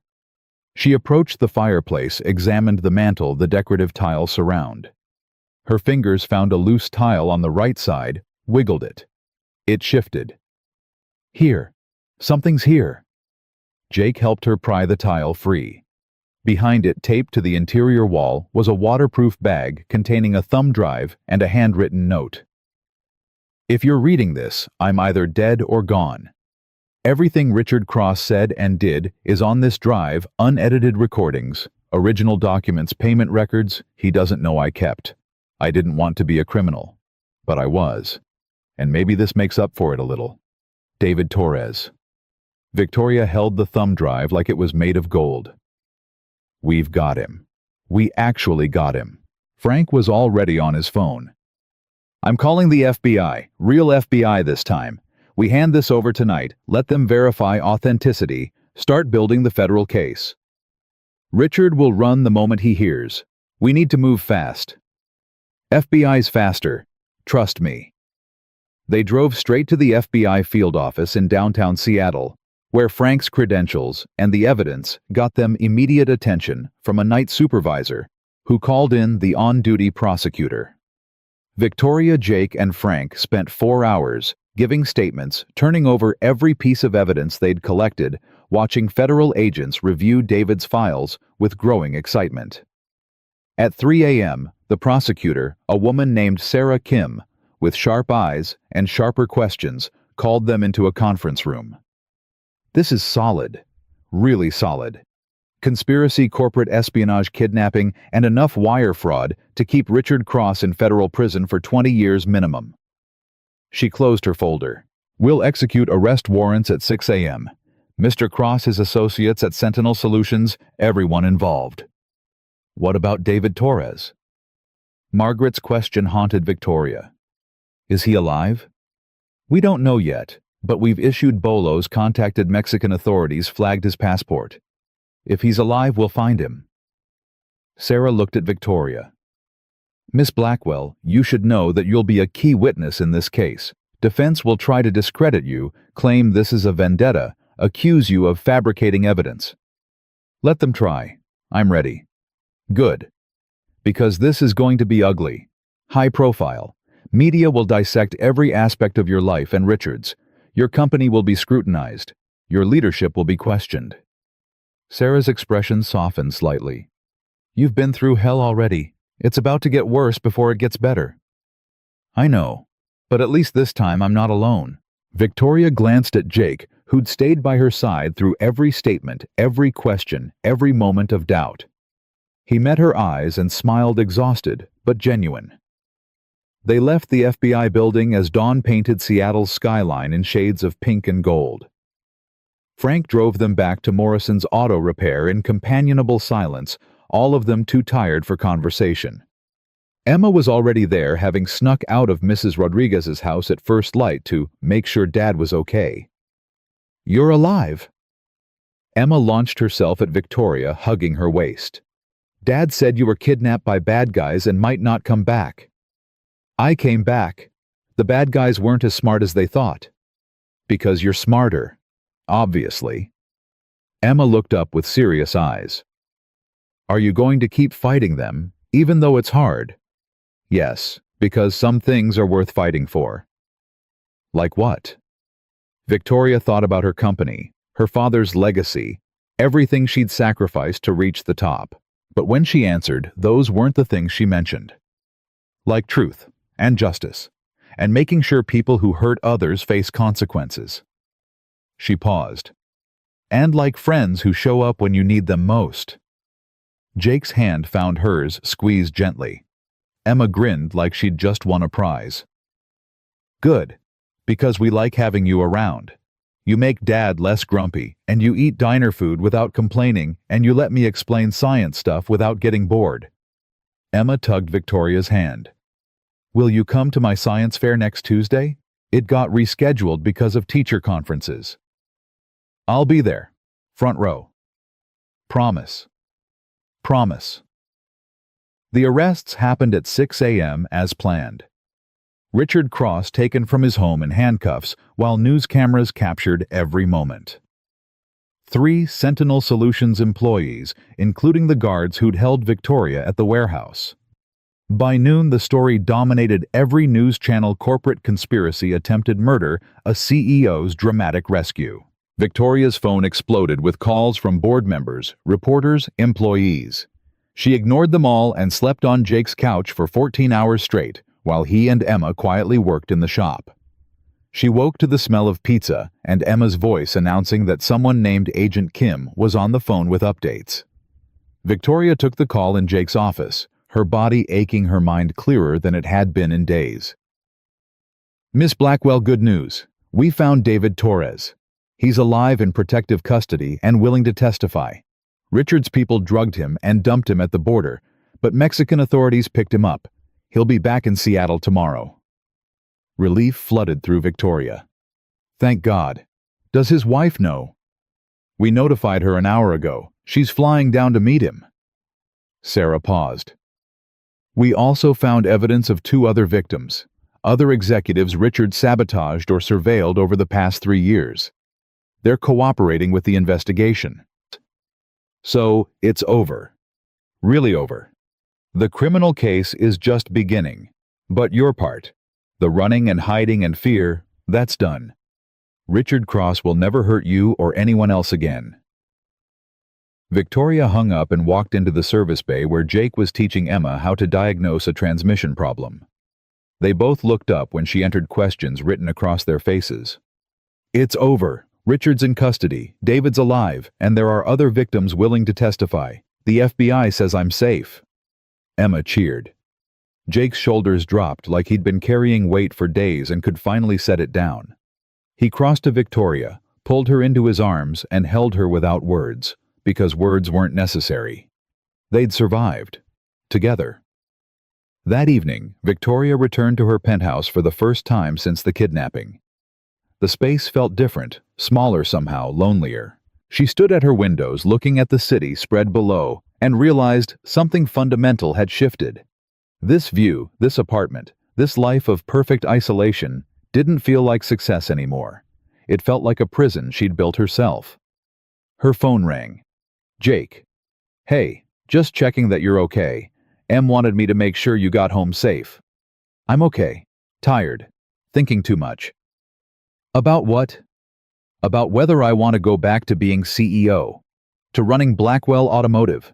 To 70-hour weeks and board meetings and living alone 43 floors above the world." Jake was quiet for a moment. "What do you want?" "I want to feel like I felt at your shop. Working on real problems with real consequences.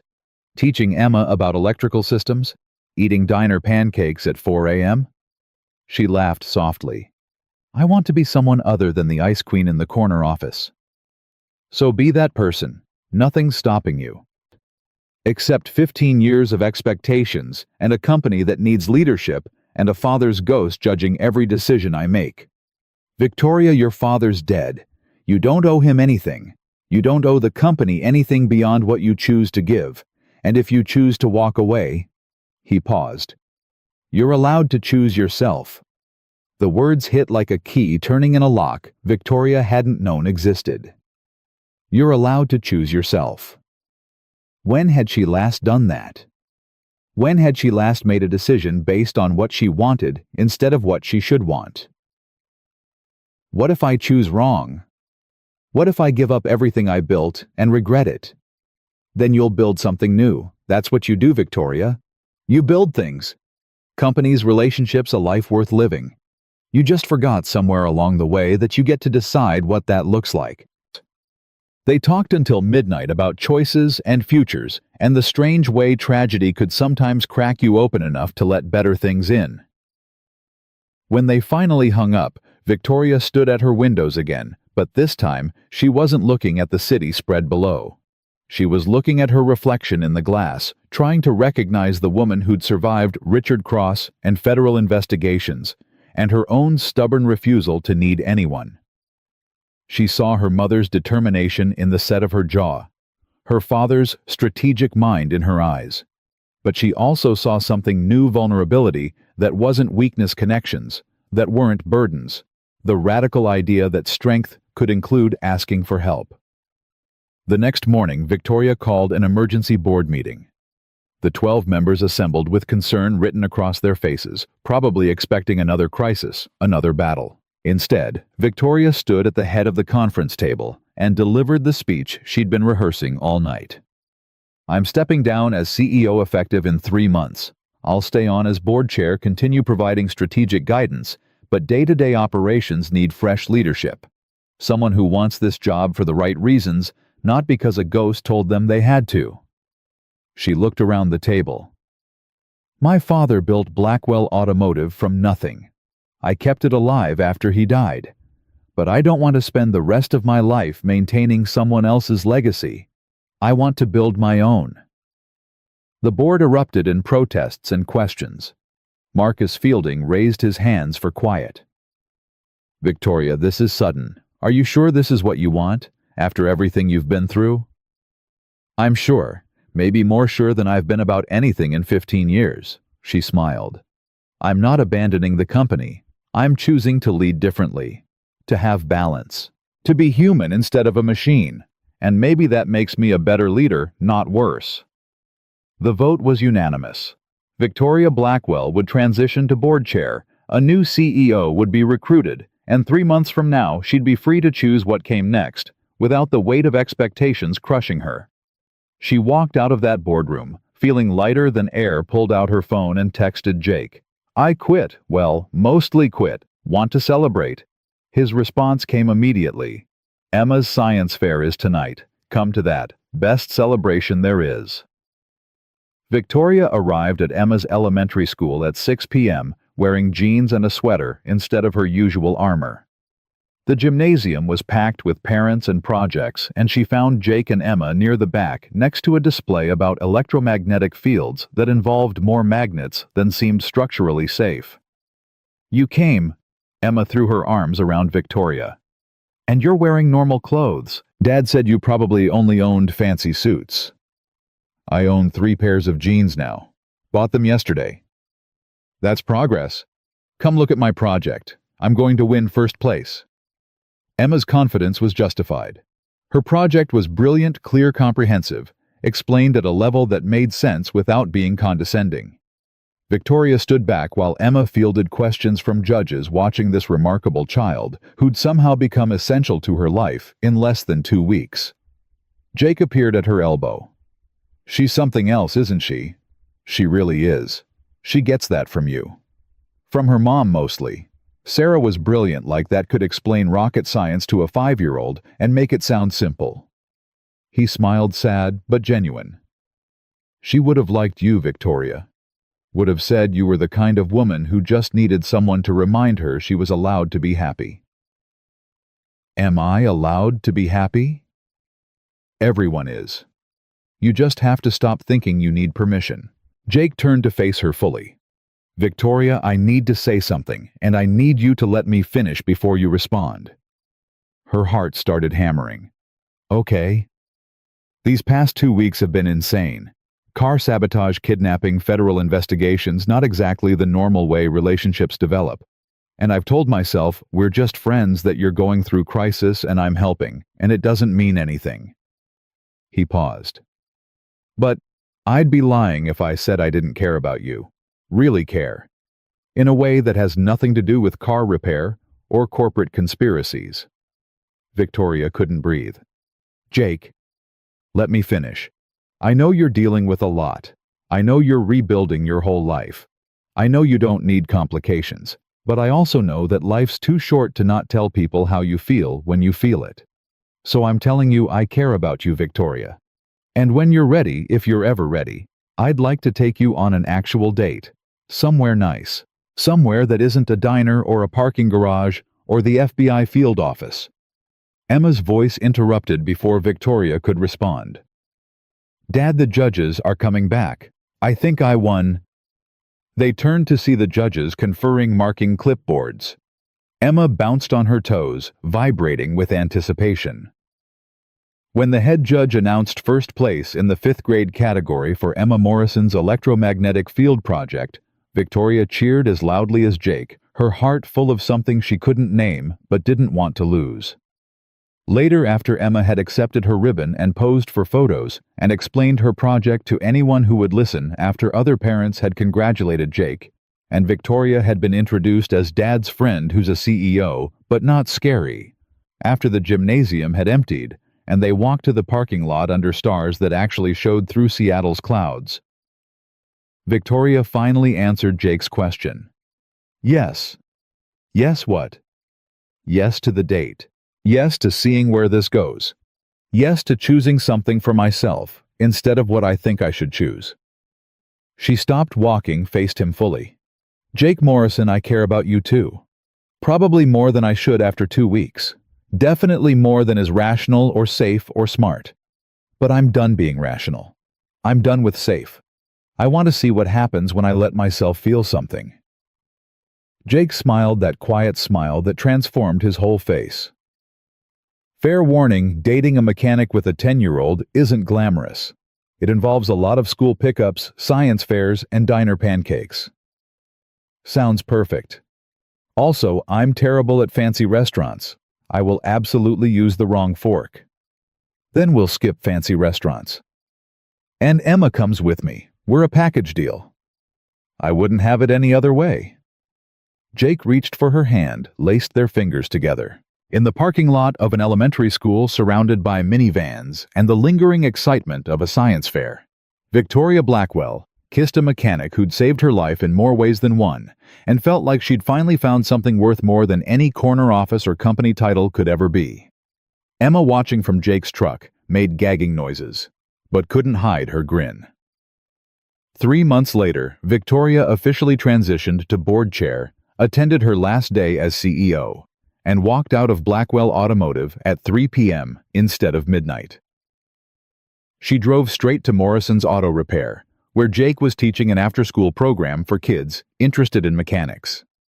She watched him explain engine systems to teenagers who hung on every word, saw him encourage a girl who couldn't figure out why her circuit wouldn't complete, witnessed him doing exactly what he was meant to do. When the class ended, when the students filtered out with grease-stained hands and newfound knowledge, Jake looked up and saw Victoria leaning against the doorframe. You're early. I'm free. Completely, totally free for the first time in 15 years. She walked into the shop. What do you do with freedom, Jake Morrison? Spend it with people who matter. He pulled her close, kissed her properly. Welcome to the rest of your life, Victoria Blackwell. I think I'm going to like it here. She did. She really did.